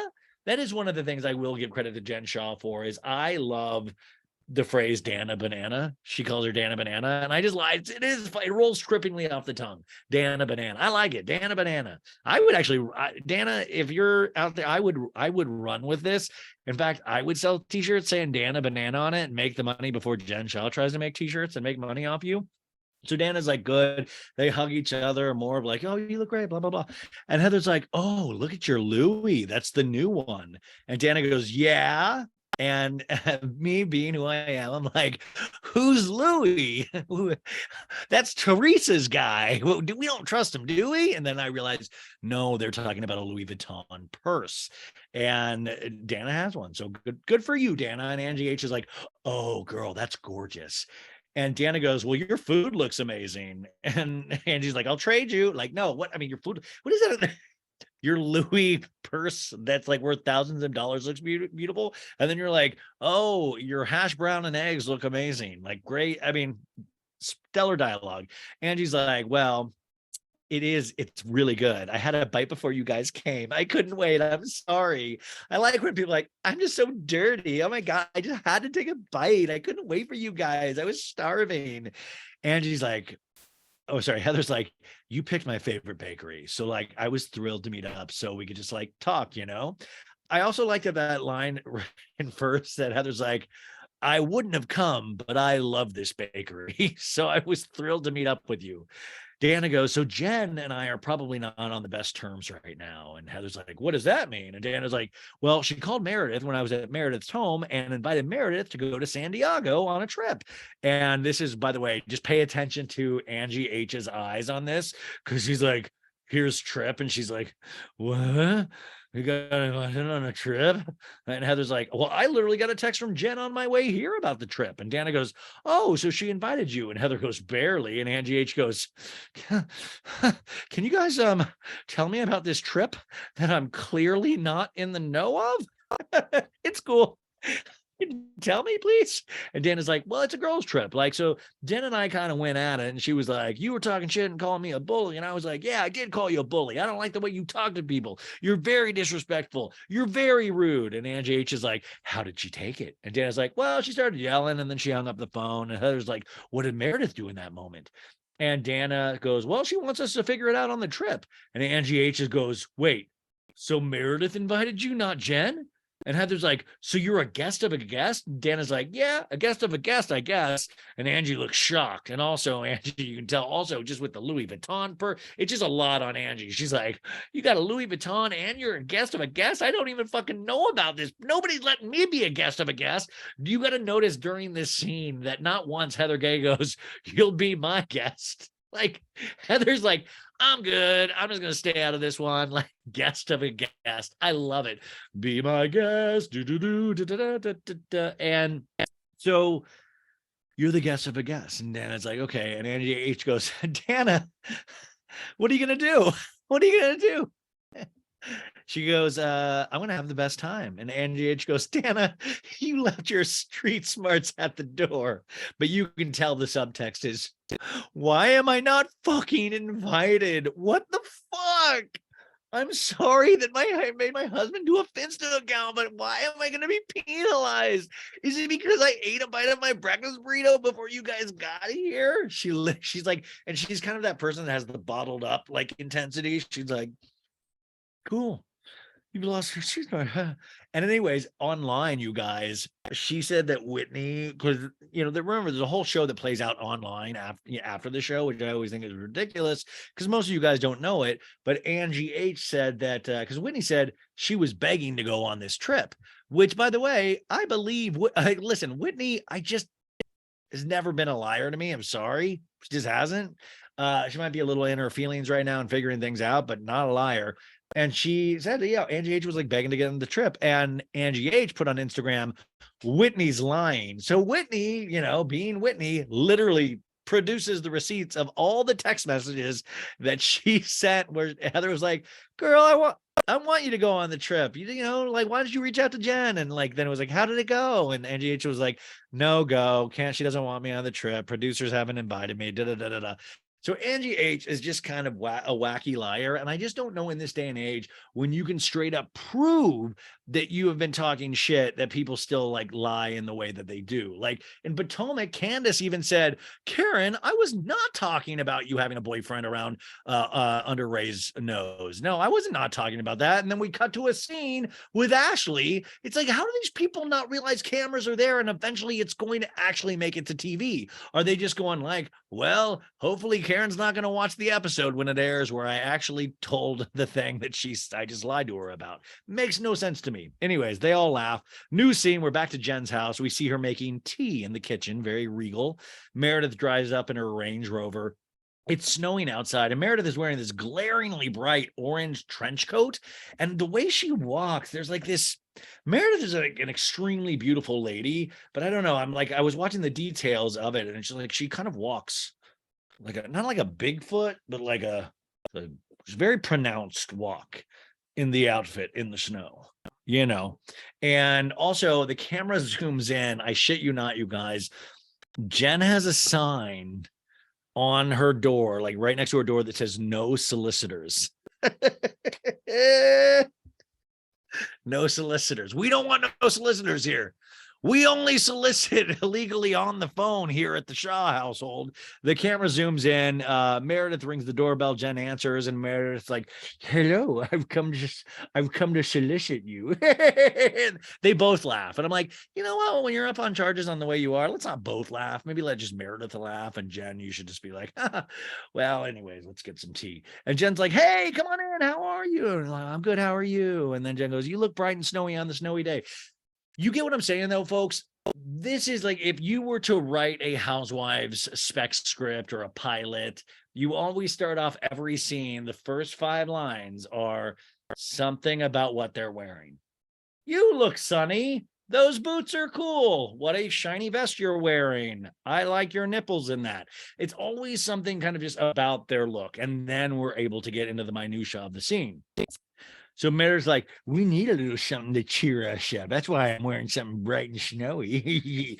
Meredith's always talking and like, I know that doesn't sound like Meredith, but to me, because she's kind of like a stroke voice a little bit, you know, and she's very pronounced at times and very serious. And Jen is like, okay, I'm going to take your coat. I'm making some tea. Do you want some? And Meredith goes, I would love some. Thank you. And Jen's like, you'll have to tell me if you like this tea. And Meredith's like, what is it? And Jen's like, so it's a Middle Eastern tea because it's Ramadan right now. But I'm not fasting today because Sharif called this morning and said, do not fast because like it's going to make you sick. Which, by the way, like, I don't know a lot about Ramadan. I like to learn about new religions and things like that. But like, I didn't know you were allowed to just not do one of the things. And the religion says, you know, what I'm like, I didn't know you could just like, hey, we're not supposed to eat it because of Ramadan, but I'm going to excuse you from it. Like, wouldn't God be the one to excuse you from like fast? Anyways, Jen in the confessional goes, one of the things that helped me get through this, you know, last year and a half and everything I'm dealing with is my relationship with Allah. Ramadan in itself, because it's a time of reflection and fasting and prayer, you ask for forgiveness, you are forgiven for your sins, and it's going to help me find the strength to deal with everything that I'm dealing with, which I think is amazing. But then why don't you do the fasting so you can actually do it correctly so you can get all your sins forgiven and all that stuff? And Jen's like, well, it's going good, Meredith. It's like the month where I have to be calm. And Meredith's like, she has a weird laugh. And Jen goes, and stay calm because things can break your Ramadan. And I was like, you know, like being on a show or like going to jail. And Meredith's like, what do you mean? And Jen goes, fighting with people. And Meredith goes, shall we get Zen Jen? We've already done Zen Wen from Real Housewives of Potomac, Wendy Osefo, but now it's Zen Jen. And Jen's like, it's my intention. So this is a great month. If anybody would like to, you know, talk to me about anything, because I can't get upset. And Meredith goes, well, that's good because I was hoping to talk to you. And Jen goes, oh, okay. And Meredith's like, I feel horrible that things escalated the way, like with you and Dana Banana on FaceTime. And Jen's like, well, I wasn't expecting that. It was a shock to me. And I was like, was it a shock to you? We had a camera crew while you were filming with Angie K in a pool. Shouldn't have been a shock to you at all. They hired a camera crew. You knew you were going to hear something. And Meredith goes, I think Dana's intention is good. I think it was just really bad communication all the way around. Meredith in a confessional is like, I'm not usually in the habit of inviting people on a trip that I'm not hosting, but it was really uncomfortable when Jen was calling to invite me on the trip with Dana standing there and not inviting her. By the way, if this is how it goes, Angie H is like, I need to go to Meredith's house every day just in case Jen calls and I'm in the background so I can get invited to parties. I know how Jen cools down, and it's usually pretty reasonable when you sit down and chat with her. So I'm crossing my fingers on this one that it'll get it done. Yeah, Jen's super reasonable once you can really get in there. It takes a couple of years, but you'll get her. And we flash back over to the bakery with Angie H, Heather, and Dana. And Dana's like, Jen's very aggressive, very loud. I don't know if you guys just like don't see it, don't recognize it, kind of just put up with it, but I don't like it. And I'm like, fuck yeah, Dana Banana. Yeah, say your truth. Sing your truth. And Heather's like, she's been doing that since I've known her. I'm over it. I mean, I keep considering my friendship with her when talking to everyone, but she doesn't consider my friendship with anyone she's dealing with. You know, it's just like, she's just like, machine guns everybody. And Heather's saying this with like a bright disposition, like it's just the way it is. And Dana's like, how do you feel about that? And Heather goes, I feel devastated. Heather in a confessional is like, Jen follows a different set of friendship rules, and it's either ride or die loyalty or I'll burn you alive. And Heather literally, I mean, but the funny thing is, Heather says this and it's true, but Heather doesn't abide by this. Heather is scared of fuck of Jen Shaw. She, like, whatever Jen Shaw has on Heather is like, I mean, did Jen Shaw loan Heather money at a certain point to open Beauty Lab and Laser? Because what I do, this ride or die shit, sometimes it goes too far. Like, I would love to know the true conversation when, after telling these ladies, proclaiming her innocence, when she finally had to change her plea, what she told those women. Those are the conversations that I wish they had on tape, and I know they're not going to have those. And Heather goes, I, of course, feel as big and as horrible feelings as she does, but I've learned to push it down and keep it cool. And Dana's like, you need to stop suppressing them, okay? And Heather goes, no, why? Because I want to be like, Jen, listen, I like suppressing things into a box, into a tiny corner of my brain. And Dana's like, no, but you put it into different compartments. And Heather goes, guess what? If you forget about it, it just goes away. And Angie H goes, just like your bills. And Heather laughs, shut the drawer. You never see them again. It was so weird, you guys, this conversation. It was Heather going like, I hide everything and eventually it's going to be okay. But remember that one season of Potomac when Monique, it was the season with Candace, when she was like, I put everything up in a box, and one of the days that box is going to get overfilled and it's going to fall to the ground and I'm going to explode. Like that, one day we are going to see Heather Gay have the biggest explosion known to mankind. And I don't mean in the bathroom. I mean, like, she is going to fucking lose it. Meredith, we're back in the Meredith scene at Jen's house, and Meredith goes, how are you doing just in general? I know that you've been through a lot. And Jen goes, it's like I'm up and down. The trial got pushed to July, and because I'm going in for the fight of my life in 3 months, you know, it's like this daily roller coaster. We flash back 1 week to a conversation between Jen and Coach Shaw. This conversation broke my fucking heart, you guys. Jen goes, the trial was supposed to happen this week. I see the email, you know, that I have to send another $200,000 in for payment to the lawyers, another payment because we still have to keep these attorneys working. And that's the stuff that makes me so angry, especially with Reefy, her son, going to medical school. This could be money to go set up stuff for him. And Coach Shaw is like, it's a lot. It's a lot. Dude. First off, this is the scene where we see Jen Shaw without any makeup, and it's much different. Like any of us, when we have makeup on, it was just like, like it was like real. I was like, wow, no glam in this scene. But also, it just kind of pissed me off because it's like, yeah, man, this money could be going to your kid's education. You knew you were guilty. You knew it. You knew it. You thought you were going to find a way out. And that's what sucks now is you paid all this money for your attorneys. You borrowed all this money from people like your mom, all of this shit. And that's what kills you, because that should have been money for your family. Hopefully, like most rich people that screw us little people over, you've hidden it somewhere and you have it to give to them. But who knows? Like, I mean, that's kind of ridiculous. I would be mad at my mom if I saw this on TV and then I found out she changed her plea. So Jen and Meredith, Jen's like, that's why I was like, let me plan a girls trip, and she laughs because that's the last thing in the fucking world you should do. If you're just sending a $200,000 check of going, let's go to beautiful San Diego and party. And Meredith goes, yeah, I think it's good for you to stay busy right now. It's a lot on your mind otherwise. Do a puzzle. God, her and her mother earlier this season were working on a 1,000-piece puzzle. I bet she hasn't finished that yet. Keep yourself busy in those kind of ways. You know how much shit's on Netflix right now? I told you guys earlier. There's a movie called Troll. Watch that. And Jen's like, so are you ready for our fun in the sun? And Meredith goes, beyond. And Jen goes, I'm in charge of the event. You are being given the title of the CEO of fun. Usually that's me. And Meredith goes, oh, yes. Like it's like some kind of people's chance. This is what being the CEO of Fun by Jen Shaw is like winning best entertainer at the People's Choice Awards. Like what? Like this is why, like, Jen Shaw is charming as hell. Like, yeah, I would love it if one of my friends that like never hang out with, like, I don't ever hang out anymore with people. And Jen, you know, they call and they're like, hey, you don't have to go out, but we're nominating you CEO of Fun. I'd be like, like, what? You kidding me? I don't have to go out? Hell yeah. So I don't think Meredith is truly the best option for CEO of Fun, but what do I know? Jen's like, this is a resume builder for you, by the way. Okay. And I'm like, yeah, Jen Shaw recommending you for anything, a huge resume builder. Really, Jen Shaw hired me as CEO of Fun right then and there. You'd be like, you know what? Probably not going to hire you.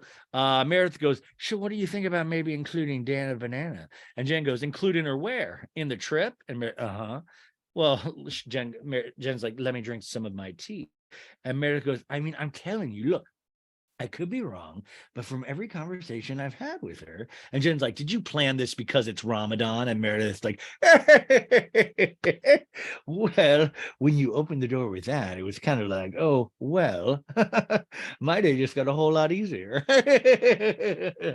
Back to the bakery. Heather is like, I just like have anxiety now. I can't even eat. My favorite bakery, and I can't even eat. And Angie H is like, why? About the trip? The one I'm not invited on?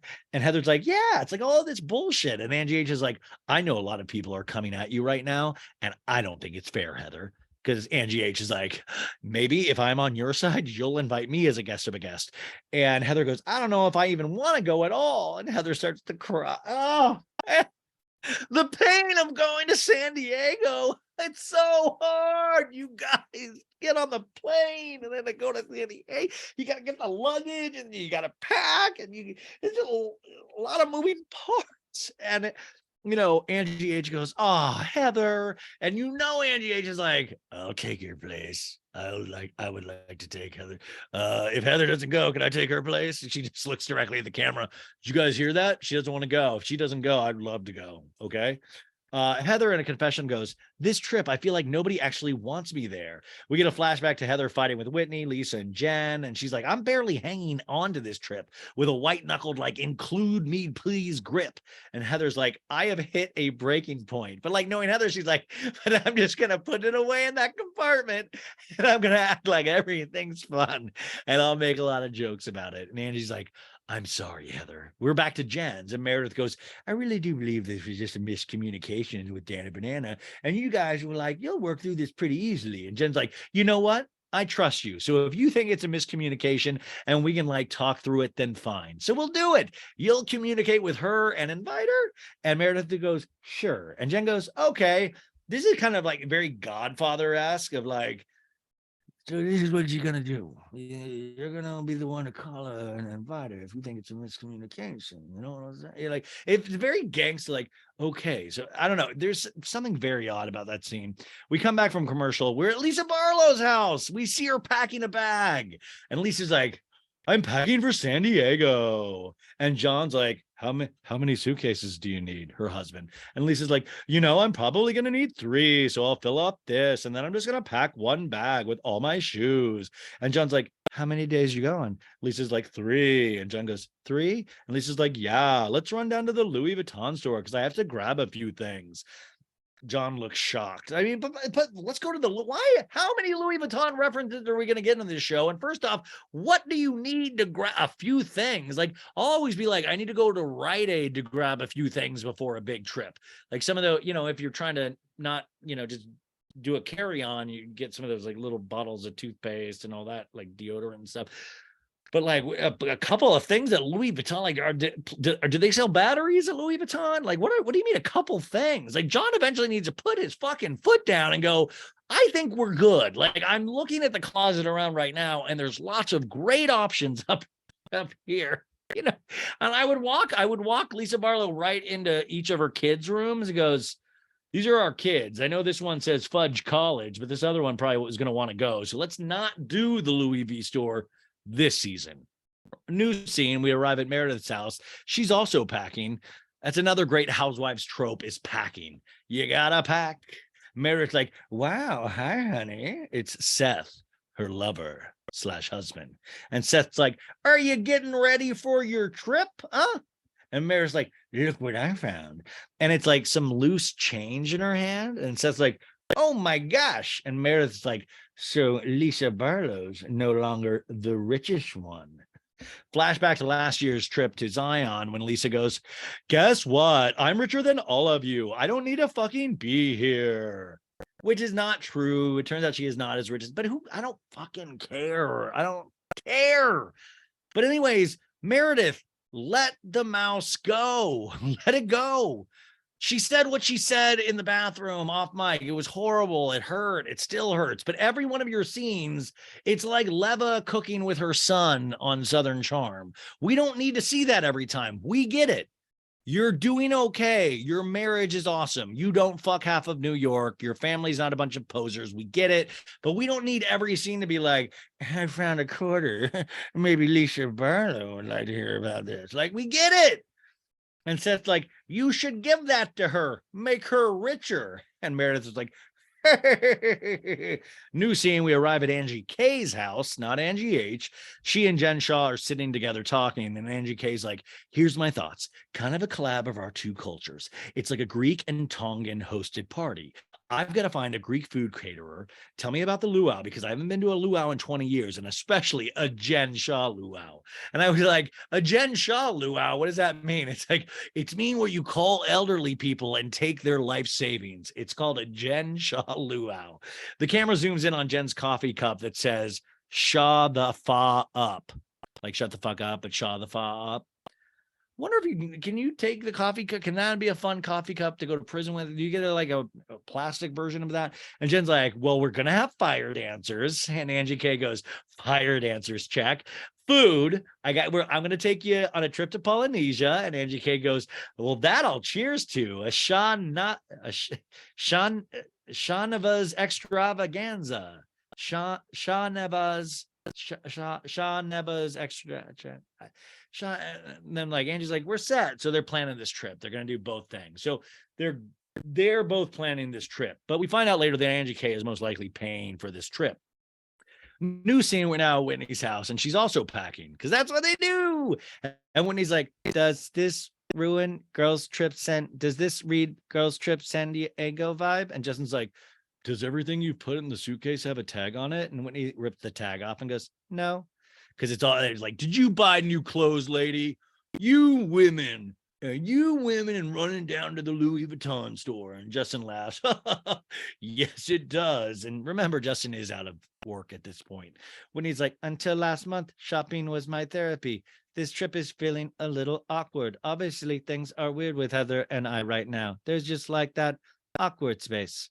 Whitney in a confessional is like, I think Heather and I are going to be the same way we always are. We get a flashback to 1 week earlier at choir rehearsal when Heather was excited to see Whitney, even though the week before she manhandled her out the door. I think she's always going to lead with jokes and fun and laughter and act like nothing ever happened. And I'm going to smile and be nice. And then something's going to trigger me and I'm going to lose my shit. And Justin goes, so what do you think what's going to come out of this trip? And Whitney goes, a migraine. I think Whitney's my favorite character on the show. New scene. We arrive at the airport at 5 a.m. There's a montage of all the ladies arriving. We're forced to watch Seth and Meredith kiss because they have a strong relationship. And whoever says otherwise is damn wrong.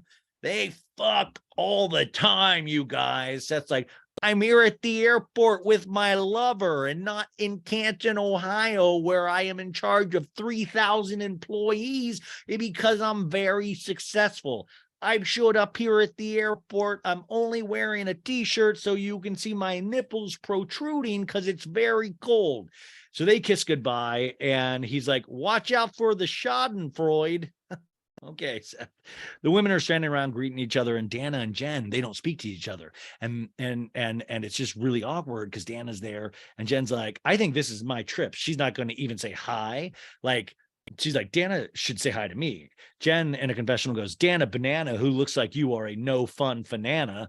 That's where you go too far with the banana. I like Dana Banana's fun, but then when you go no fun banana, I think that's when it loses its charm a little bit. I'm like, no fun banana.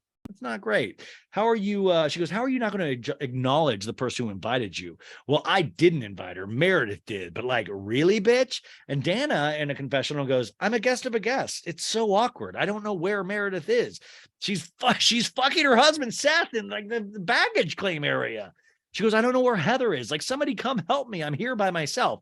I totally get that. Like, yeah, Dana should say hi, but like, I get also being that, like, I don't know if that's okay. Is that going to start things off weird? More airport montage with the ladies. We see Heather arrive. Heather in a confessional is like, I love these girls as much as I hate them. Really strong sentence. It's like I didn't go visit my buddy Dusty this weekend, and I wasn't like, I love that guy, but I fucking hate that guy. Heather's like, I'm always hopeful that we're going to be able to get over our issues and have a great trip, but this trip feels different. I always like these people. They're like, I feel like, do you realize you're on a Housewives show? You're not supposed to feel good. You're not supposed to have a good, fun trip. Like, we're on Bravo Real Housewives.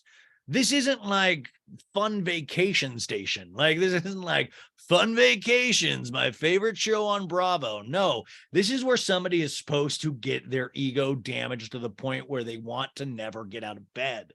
We flash to Heather going up the escalator. Her bags are falling back down the escalator. That's why I kind of find Heather charming, because that is very me. I'm just like lunky. I just like fucking trip over shit. And like, I'm just always like throwing shit. And Heather's like, there, but for the grace of God go I. Take me with you, suitcases. Your fate is better than what I'm facing. Am I crazy? But like, I didn't think everybody was against Heather, really. Like, I thought the Lisa Meredith thing has been like, it feels a little narcissistic to me on Heather's part, that she's like, oh my God. I'm like, girl, you ain't that big of a problem. Like, if you apologized to Whitney and actually said what you saw, then I think we'd be okay. We're on the airline now, and Whitney in a confessional goes, yay, another domestic trip because of someone's court-ordered travel restrictions. San Diego, here we come. Also on the airplane ride, Jen Shaw, and I feel like this is illegal. If I was on this Southwest airplane or whatever, they let Jen Shaw go, hello, everybody, and welcome to beautiful San Diego. Did she let her get on the airplane mic? Like, no, I did not pay Delta for that. No, I do not want to hear Jen Shaw going, ladies and gentlemen, welcome to San Diego. The weather is perfect. Let's all have a good time. It's me, Jen Shaw. God, also, let's just take a moment to realize that Angie H is home alone, not on this trip. Angie K goes, okay, let's go around and toast to our new beautiful place of business for the next few days.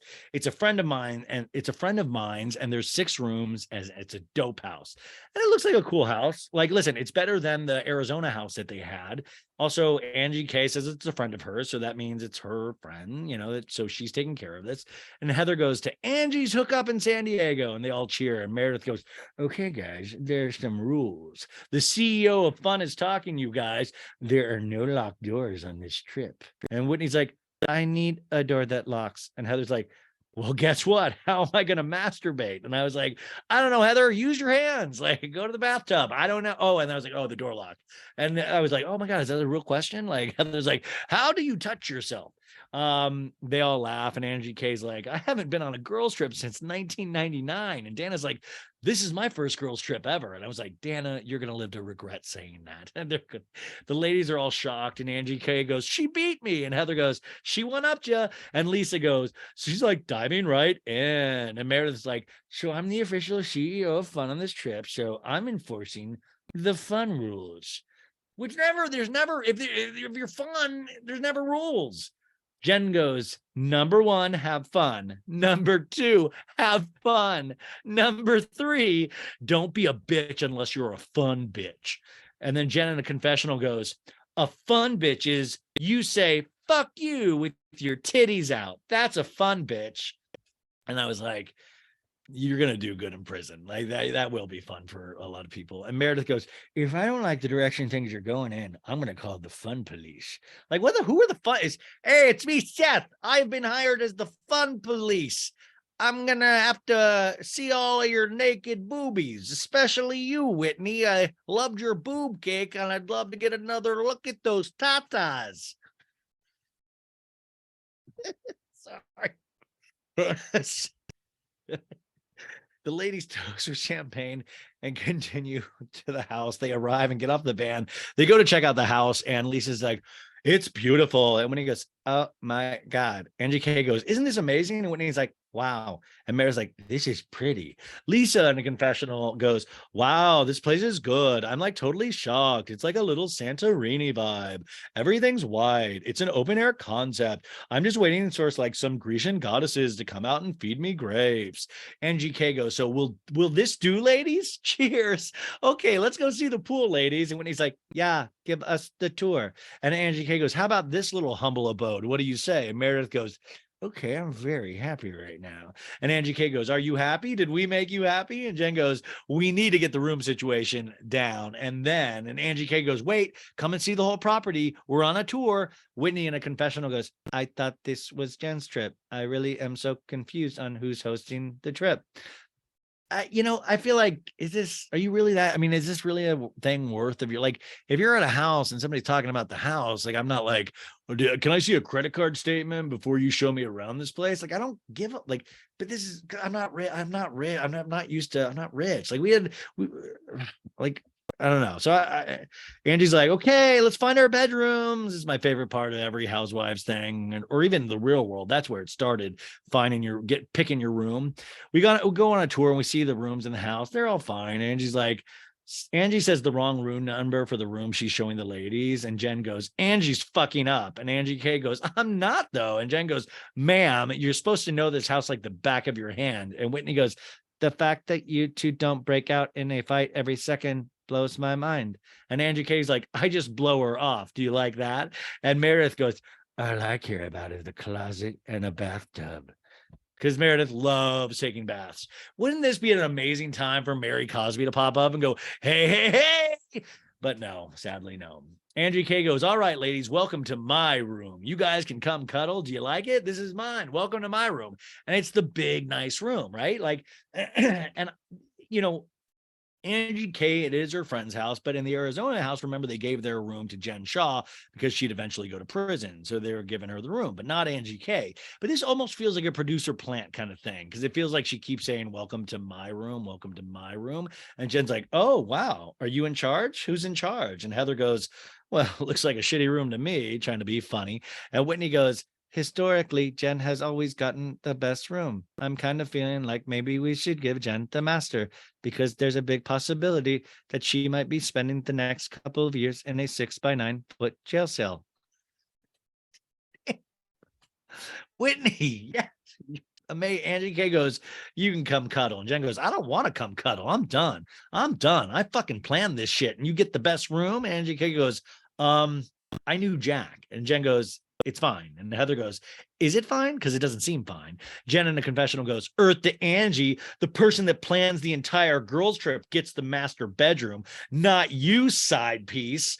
What is going on? Like, literally, this is like, I really, first off, don't give a shit about this fight, but also Jen didn't know any of the house thing. Like, Jen didn't know where anything was to begin with. And when he's like, I got room number 2 or 3. And Angie K goes, room number 2. And Lisa goes, I wouldn't mind taking 4. And Angie's like, okay, Meredith, we know you want the tub. I want the tub. All I care about is the tub. And Angie K goes, Heather. And Heather goes, I like the isolated casita, like Gina from OC, if it's available, but I just don't want to take it. And Jen goes, I don't like it. I just need glam there. And Heather goes, yeah, you can do glam there. And Jen goes, I'm confused.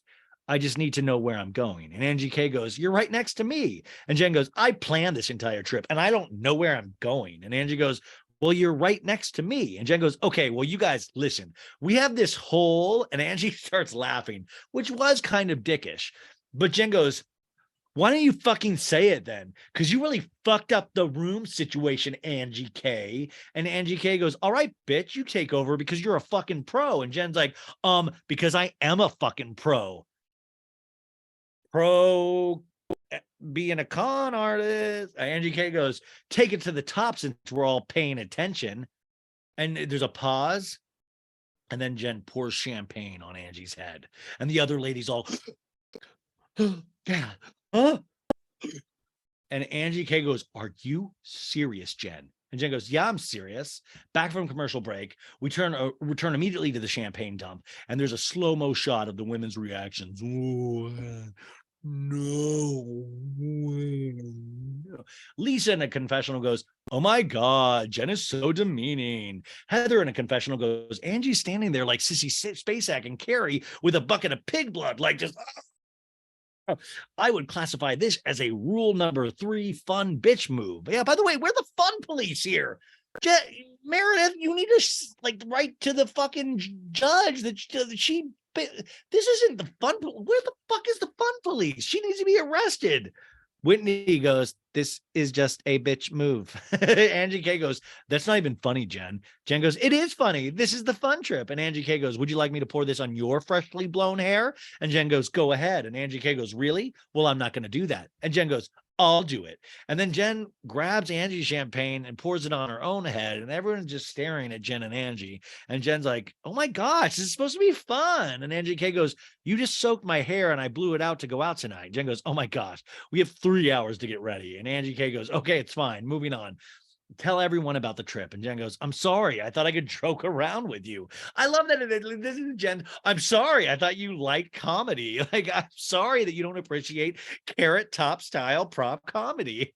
And Jen goes, and Angie goes like, okay, fine. I'm good. And Jen goes, okay, good. Because this is called the fun trip. Stop calling it the fun trip. It's not the fun trip. It's not fun. And Angie K goes, oh yeah, that was so fun. Meredith in a confessional goes, everyone has different levels of what they find to be fun. I love Meredith. Nobody ever calls Jen on her bullshit. Jen's like, well, everybody does have different ways they like to have fun. And Jen Shaw might like to have fun in a different way. And apparently, Angie doesn't like having anything poured on her. So noted. And I'm like, Meredith, nobody likes fucking things poured on them. What, this isn't Flashdance. Like, this isn't like Thunder Done Down Under. Like, what are you fucking talking about? This isn't like Rain. Like, this is like a Madonna video. Jen's like, listen, you guys, so we're going on a yacht. So I need you all to bring it. And I was like you just brought it? Like, and Angie K goes, I'm good. Let's go get ready. All the ladies disperse to go to their rooms.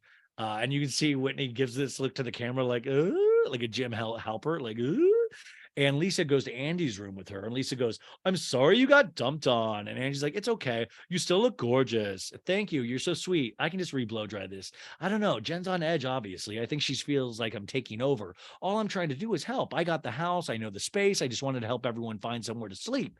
Whitney and Jen, though, are outside. And Jen goes, I'm trying to have fun.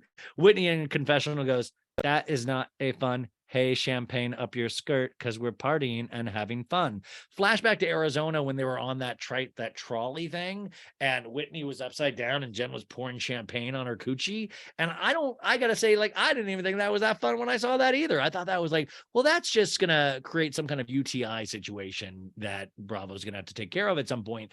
Flashback to Jen pouring wine down Whitney's skirt, yeah. And she goes, this is no, listen to me, bitch. It's kind of like when my dog marks her territory, like she's lifting her leg and peeing on Angie's head, but with a bottle of Vouv.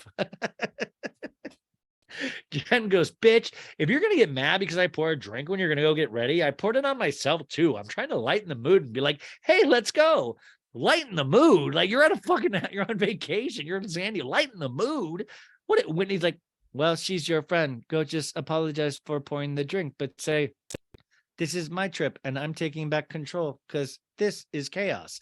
We go to Andy's room again, and Angie K's like, I'm supposed to be your best friend, and she just poured a drink on me. And Lisa's like, you act like you're her best friend. To me, it looked like she was like, wait, how come I'm not getting the best room? And Angie goes, that's how I felt. And Lisa goes, but I mean, we gave her the best room every time we're on a trip together. Like, let's make Jen happy. There's 6 other girls. Yeah. And Angie goes, can you make her happy though? And Lisa goes, I feel like I should have said something in the moment, but I'm like, I don't want to pour gas on a fire. Lisa in a confessional goes, I'm so mad at myself right now that I didn't confront Jen in front of everyone. Yeah, everybody should be fucking mad at themselves and like that they don't ever confront Jen. Lisa goes, watching my friend get a drink poured on her head by my other friend is like insane. Okay, but now at a certain point, I'm like, okay, it is just a drink on the head. Like, let's not, we didn't we didn't shank somebody, Lisa in a confessional is like, to have your friend do that to you in front of your whole other group of people is so awful. I feel like I've been conditioned as Jen's friend to not call her out on her bad behavior. And if you do, you're a bad friend to her, where no, it's like actually being a good friend and saying, hey, guess what? You just fucked up. What you just did is wrong. Back outside to Whitney, Jen, and Meredith. And Whitney's like, I understand your humor and like trying to lighten up, but that pissed her off. Yeah. And Jen's like, but if she's my friend since college, what's the problem? them. Because that's a rule, you guys. If your friends since college, you're allowed to do drinks on the head. Jen in the confessional goes, it's not like I threw her in the pool or ripped her weave out or sent you home at the curbside at the airport. Back inside, Angie K is with Lisa going, I know what kind of friend I am. I'm loyal. I'm committed. I will do anything for my friends or family. You're a great friend to Jen. Thank you. And everything I've done, she still does that, you know? She goes, I not only planned Sharif's birthday party, I paid for the entire party, Angie K says. And Lisa goes, wow. And Angie K goes, I was not supposed to do that. I was supposed to open my home up and she was going to plan it all. I ended up planning it and I ended up paying for it. In a confessional, she goes, I spent $15,000 on Coach's birthday. We get a flashback to the party and Angie breaking down the cost of everything. Flowers, $300, bar, $4,000, $600 cake, $3,000 dance floor and tables, piano, $750, cleanup, $500, whack off people, $300, dancers, $900, $3,000 casino tables, $4,000 appetizers, $6,000 Jen Shaw's legal defense fund. How much money did I get from Jen Shaw? Zero, Angie K says. I feel like this should just go right directly into the actual suit again. This should be part of her criminal trial. Angie K goes, I could have bought my daughter a horse with the amount of money I spent. And Angie K then goes, and I did do that. And then we see a picture of her daughter Electra with a horse. I could have bought my daughter a horse with that money. And I still did buy her the horse. What is the point? I could have bought my daughter a horse. And I did. But I'm just saying, after what just happened, she'll be getting a bill from me when we get home. Like Jen Shaw's going to pay attention to a bill. My time and energy towards it was enough, but I will no longer pay for that party. We're back outside. Jen's like, okay, I'm going to keep my mouth shut. And Meredith's like, yeah, no, I honestly don't even think she's really angry. Meredith being like the worst CEO of Fun Police. We're back inside and Angie K goes, I am so mad right now. And Lisa goes, I know, I can see that. I feel so bad for you. I felt bad for you, Angie. I'm so fucking pissed. No, you know what it is? It's like you've taken enough over the last year. Can you grab me a tissue? Yeah, Ange, as your friend, I can grab you a tissue. I'm telling you, you've taken enough. I feel very hurt. Yeah, it's very hurtful. She needs to just grow the fuck up. She's going to go and fight for her life. She's in this battle right now and she continues to want people to support her, but yeah, she continues to dig herself into a deeper and deeper hole. She continues to show people this immature behavior, and I'm done doing those kinds of favors for her. We're back at the house. Heather is walking into Dana Banana's room, and Dana's like, hey, girlfriend, what are you going to wear? And Heather's like, I was going to see what you're wearing, and then I was going to wear something equal or similar to. Stand up. And Heather lays on the bed. Dana stands up to show off her yacht outfit, and Heather's like, how you doing? You seem like you have nervous energy. And I'm like, wait, how you like this? Also feels like another producer setup scene, like nervous energy. What about Jen just pouring a glass of champagne on Angie K's head? Dana goes, well, how would you feel if someone did that to you? And Heather goes, well, I mean, I'd be pissed. But we know Heather, but I would just put it in a box in my little head. And Dana's like, but you should tell your friend, like, hey, that was totally uncalled for what she did to Angie K. And Heather goes, what am I supposed to do? Swat the champagne flute out of her hand? I mean, I kind of agreed with her that she wanted Angie to be quiet and she wanted to like get us, to talk a little bit. This is how fucking like brain fried Heather is. It reminded me of Nixium, that cult that I talked about, The Vow, Keith Raniere. It reminded me of that. Of this kind of thing. Well, like, I kind of agree. I mean, she wanted us to have fun and I'm like, how brainwashed are you at this point? It's like weird. It truly is. It's very weird. And Dana goes, but there's a different way to handle things like that. And that's, you're supposed to be your best friend. Dana Banana like is fucking still normal. Like Dana Banana has not been polluted by the Keith Raniere, Jen Shaw. Heather in a confessional goes, I'm like secretly thrilled because I felt like daggers were coming at me. And now with the fortuitous swish of a tablespoon of champagne, the tide has turned. Maybe now this trip won't be about how shitty of a friend I am, and instead it'll be about someone else. I'm happy for you. I'm happy, Heather. Jen walks in and Jen goes, can I use room for glam? And Heather goes, 100%, it's yours. And Jen goes, I need to talk to you too, to Dana. And Dana goes, okay, because I don't like the whole like awkwardness and bullshit, Dana. I planned this because I want it to be fun. And you can't say you know me for 20 years and then get mad because I'm doing it to lighten up, because girl, you just confused the fuck out of everybody with the rooms. Like, so Jen's trying to get Dana on her side about Angie Angie K, where it was like, girl, this is how Jen does it. Heather's nodding in agreement, like, yeah, Jen, yeah, of course, anything you say. And Dana's like, just staring at Jen. And Heather goes, you can use my room, obviously, and I'm going to go up there and I'm going to go change because you're like half ready and looking great. And Dana goes, yeah. And Jen leaves the room and Heather goes, Dana, listen, I know that you want to stand up for truth and righteousness. I get it. Listen, you're a guest of a guest. Do not take up with the hostess. What is going on? Dana in a confessional goes, the loyalty runs pretty deep with Jen and these ladies. Like, does Jen have something on them? Like, does she have their blood samples, their social security number, their DNA? Like, what is this? I think it might be the social security number. Is like, Heather goes, just pick your battles wisely. That's my advice. What? Now we get a getting ready montage. Go to Meredith. Meredith's phone rings. It's her daughter. They're like, "No, you look good. You look good too." Then we go to Angie K and Heather getting dressed, and then they go to Whitney's room. Whitney's on the phone with Justin. Whitney's like, "Hello," and he's like, "Hey, I'm on with my 401k guy. Yeah, get that 401 figured out. Call me back. All right, cheers. Bye. Love you. Bye." Okay. Whitney goes, yeah, got to protect the money at all costs. Then more shots of the women getting ready. Awesome. And everybody's like, Angie's like, hello, gorgeous. And Meredith's like, you look beautiful. And Angie K goes, thank you. You do too. The angel and the devil in black and white. Cause they're, Angie's wearing white, Meredith's wearing all black. And Meredith goes, exactly. Lisa, Whitney, and Dana walk in next. And Dana's like, hello, ladies. And Jen walks in wearing a bright orange and yellow outfit with a matching cap. So I guess the champagne on her hair didn't really matter. And Whitney goes, hello, mamacita. And Meredith's like, look at you. And Jen goes, hello. Jen and Angie K do not speak. It's awkward. And Lisa goes, did you call Sean last night? To Angie. And Angie goes, I did. I called him. And what did he say? Well, he felt really bad. Flashback to 1 hour earlier, Angie K on the phone with her husband, Sean. Angie going, the very thing is, being accused of right now is conning people out of money. And Sean's like, right. And somehow I just feel like I just got conned out of thousands of dollars throwing that party for her husband.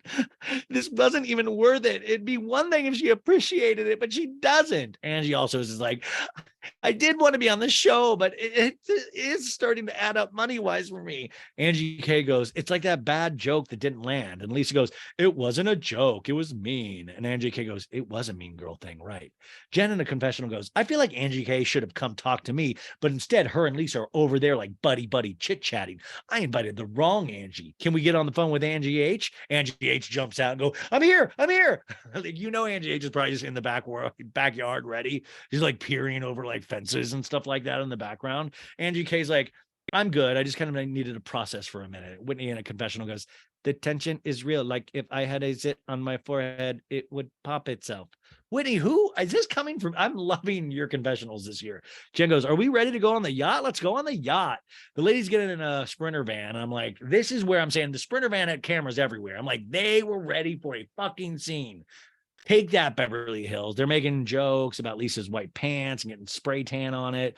They pour drinks. It's awkwardly silent. Everyone's just staring at each other. And Whitney goes, obviously, there's a conversation that needs to be had. And Jen's like, people get mad because I just speak the truth. And then it's an issue, Angie K goes, let's not make it more uncomfortable anymore. And Jen goes, are you talking to me? And Angie goes, yeah, I'm talking to you. And Jen goes, what do you mean make everyone? Who am I making uncomfortable? And well, maybe you should apologize then. Jen says to Angie K. Angie K goes, I'm not apologizing. Maybe you should apologize. And Jen goes, apologize to you for what? For getting you wet? I should apologize to all those elderly people I stole money from. That's the people I should apologize for, and I probably won't. I'm sorry. I thought you were my friend for 20 years, Angie K, and it was a joke. It's not that big of a deal. Like, I did not pour it over your head, over the middle of your head, so it dripped down your face. I love that Jen is like a pro at pouring champagne. Like, I know how to pour champagne the subtle, cool way. Like, I didn't do it the messy way. I didn't do it like where it spilled. I did it in a really good spot. And she goes, I'm so sorry. I poured the drink on myself too. I didn't mean it in that type of way. And Angie K goes, should we do a raise your hand moment? Raise your hand who thought it was funny. Did anyone here think it was funny? No one raises their hand. Oh, I don't see any hands going up. And Jen goes, are you serious? I wasn't trying to come after you. It was because everyone was confused about like bedrooms and everything. Angie K goes, so you pour a drink on my head? I've been super fucking organized with this and with Sharif's party. Boom. I had to plan the whole fucking party and I paid for the entire party. And Jen goes, no, you did not. And Angie K goes, what did you pay for? Heather in a confessional goes, I came for a walkthrough when Angie offered her home. Flashback to 3 months earlier with Heather and Angie K are discussing the party to and she goes, to unload it like that in front of all of us feels like a sucker punch. It feels mean and it feels ugly. Heather, what the fuck is wrong with you? Doesn't pouring a glass of champagne over like a random girl's head that got the house for everybody, doesn't that seem like mean and ugly and like a sucker punch? But this is too much. And I understand it, but you have to also say, then that is crazy as well. And you're saying that's fine, but that's not. And Jen's like, are you fucking kidding me? And Angie K goes, have you even offered to reimburse me? And Jen goes, yes, I have. And Angie K goes, really? And Jen goes, are you fucking kidding me right now? And Angie K goes, girl, it was 3 months ago. And Jen goes, oh my gosh. Jen in a confessional goes, I was going to host Coach Shaw's party at a completely different location. We had a Dave and Buster's line. But Angie K called me and told me, we're done building our house. We haven't had a housewarming party or anything yet. I would love to host the party here. In fact, she hosted a tasting at her house. And also, Coach Shaw doesn't drink. She's a goddamn liar. And I love that, like, Coach, send me the bill. Coach Shaw doesn't even drink booze. I'll pay for what he drank Diet Coke wise, but that's it. You offered. And Angie K goes, I have been a very good friend to you, and today was a tipping point for me with you dumping a fucking drink on my head in front of our friends. It was embarrassing for you and fucking humiliating for me. And did I even tell you about my daughter and that damn horse? She still has it, but I mean, it's just ridiculous. And Jen goes, it wasn't embarrassing. We're all friends. Jen, this is the type of liar Jen is. It wasn't embarrassing. We're all friends. Says who? Dude, it says who? Dude, my one friend Rich tried to throw my friend Andrew out of a window once, and it like wasn't funny at all, and it was really scary, and he tried to act like it was a big joke, but we were all like, what the fuck is your problem, dude? Like, that wasn't funny at all. Like, also, let's not tell anybody I told that story. Angie goes, Jen goes, it wasn't embarrassing. We're all friends. Angie's like, it's embarrassing for you. I'm a fucking respected woman. And Jen goes, so am I. And then we all just kind of took a break to laugh. And, you know, and Angie K goes, are you? And Jen goes, yes, I am. No doubt. And Angie K goes, how come you can't keep a fucking friendship then with anybody? I've been there for you. I've gone to bat for you. I went out all for your husband's birthday, which is only supposed to be at my house. I was supposed to open up my house, not open up my wallet. And you haven't said a fucking word, not even a thank you card. And Jen goes, that's not true. And Angie K goes, you didn't come to even clean up. And Jen goes, I gave you a fucking $5,000 necklace. Don't lie, Angie. Flashback to one day earlier, Jen giving Angie K a necklace from her own throat that she was wearing and going, I brought this over because I couldn't put it on with my nails. And Jen goes, you're always too busy doing everything else. And Angie K goes, look, you're deflecting. You're fucking lying. You gave me a necklace you were wearing already. I didn't ask to throw a party in return for a necklace. And Angie K in a confessional goes, the last thing I want to do is keep the necklace and be out in public and have the Southern District of New York find me and take the necklace off my neck. I mean, for real, give that necklace to the fucking victims, man. Angie K goes, how about thanks for throwing the party? I mean, I'm still waiting for that. And Jen goes, thank you for throwing my husband's birthday party. And Angie K is like, no, I shouldn't have to ask. I didn't hear from you for 3 days as I was on my knees cleaning my floors, which I don't believe. There's no way Angie K, like, I bought a horse for my daughter and I'm on my knees cleaning. Like, come on. My house was fucking trashed. I was willing to help you and swept it under the rug. And Dana goes, no more sweeping under the rug. Try and talk about it. Dana Banana standing up. And Angie K goes, now that's why it's coming out. I mean, there's something you should probably be doing to Dana after the week you've had with your feelings about her, but not me, right? Did anyone not see how lovely that event was? And Jen goes, I didn't even want to do it at your house, your stupid house. And Angie K goes, you did. And Jen in the confessional goes, those are the rules. When you host a party, you bill the other person. And Angie K under her breath goes, bitch. And Jen goes, what'd you say, bitch? And Angie goes, you're being a bitch. And Jen goes, so are you, Angie? And Angie K goes, yeah, I am right now. And Jen in a confessional goes, damn, I wish I got that memo 3 years ago because I could have sent Meredith Marks and her family an invoice for $80,000. Because remember flashback to season 1 when Jen threw Meredith's birthday party at her house. But remember, it was like, turned out it was like one of those confusing things, like the thing right now between Jen and Angie K. Jen acted like it was her party, even though it was Meredith's birthday party. And the fact that she spent $80,000 on that party, it just goes to show you how much of a fucking lying stealer she is and how she was like just wistfully spending stolen money. But this is the same issue though. she threw a party for Meredith and then like took like partied and act like it was her party. And that's what Angie K, she's claiming Angie K is doing to her.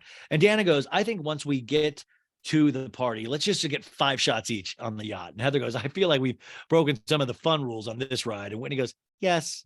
And Meredith goes, yeah, guys, we have to turn the perspective on the Sprinter van rides fresh, okay? And Heather goes, coming from the woman who's only ridden in one. And Meredith goes, because remember, she wasn't on the big Sprinter van when Jen got, arrested. So the ladies arrive at the boat. Jen whispers to Heather, I'm going to fuck some people up. Heather in a confessional goes, I'm not feeling great about getting on a boat with these women. We historically do not do well in confined spaces. And Jen is crying with Heather and Meredith surrounding her. And Meredith is like, you're not okay. And Jen's like, no, I'm not okay because it's fine. It's fine. Of course, she's getting coddled. Like Heather in a confessional goes, and a yacht, in my opinion, is just a Sprinter van in open water. And I'm not sure I'm going to survive. Jen's still crying. Like, are you serious? And Lisa, keep that energy, bitch. I'll fucking crucify your motherfucking ass, bitch. Angie K, walking with Lisa, Dana, and Whitney, goes, I know it probably wasn't the right time, but when is the right time? Meredith then to Jen is like, the reality is you want to have fun right now because you're going to prison. So let's not incite the situation. Let's try to make it fun. We'll deal with it later. And Jen goes, this is why we have our counselor here. That's why you're the CEO of fun. Meredith in a confessional is like, this has not been fun. And I'm the CEO of fun. And I'm failing at my job miserably. No, Meredith, you just got fucking hired by a con artist, and it's not even a real job. This you can't count. Fuck. The ladies walk onto the yacht. The name of the boat is Champagne. There's a DJ named Kimmy. There's a Selling Sunset type song with lyrics going like, let it rain champagne. Let it rain champagne. Let it. And the ladies meet Captain Drew, and Heather immediately gets a girl boner. She's like, oh, Captain, my Captain. I mean, I'm ready to drive the ship into an iceberg if it means I'm going to be hanging on a door with Captain Drew. Oh, dude, Captain Drew is going to drop you like Winslet did with DiCaprio. The ladies orders drinks, and Heather tells the bartender she wants a drink that tastes as good as the bartender's boobs look. You could just order like a vodka soda too. Like that's another way. And we flash over to Meredith and Jen talking out to the side. And Jen goes like, see, I'm really surprised at what Angie said. I'm not sure what her angle is right now. Why would I ever ask someone just to host a party at their house? She kept saying, I've done so much for you. What the fuck have you done for me? I don't need shit from you. You are coming at me in my most vulnerable time. Fuck you, Angie. She's fake as fuck. Jump out of the motherfucking boat and swim back to shore, bitch. This will all be shown at her sentencing hearing. Meredith in a confessional goes, I'm concerned for Jen. Jen goes, you know how many connections we have? We can host this fucking party up at Rice Eckley Stadium. What are you talking about? Probably some football stadium. I don't know. And Meredith in a confessional goes, I know that she's not in a very great mental state and having it to be exacerbated by friends who are not very supportive. She's trying to numb herself. I mean, I feel like she's hitting a breaking point, like really it's very unsettling. It's frightening. Once again, Meredith is fucking standing up like, dude, Jen Shaw should just fucking apologize. How hard is it to apologize? It's like, she's not in a great mental state right now. And her friends are not doing, they're just making it worse. I'm like, what are you talking? What are you smoking, you guys? And Jen's like, you're coming at me at my most vulnerable time. You know this. You know what? Fuck you. And then it's like next time on Real Housewives of Salt Lake City. And all we see Jen like throw somebody's shoe off the fucking boat, and it's either Dana's or Angie K. So you know it's going to get worse. So it's getting good, you guys. It is getting good, but it is getting scary stuff, you guys. But what a show. What a long show we did. I hope you loved it. I'll talk to you on Thursday. Remember, if you like this on YouTube, if you're watching it, make sure you subscribe, like, smash, whatever you have to do that the YouTubers do. And if you're listening to this on the old audio podcast form, rate it 5 stars on Apple Podcasts and Spotify, and tell a friend. Say, this guy is losing his fucking mind on a podcast. I want you to listen to it and just give me your professional opinion. Either way, thank you so much. Remember to sign up for the Patreon at patreon.com/SoBadIt'sGood. Thank you to Maritza Lopez for all of the beautiful images and Sandra for booking our guests. And we will talk to you on Thursday. Bye. Bye, YouTube. Bye. Bye.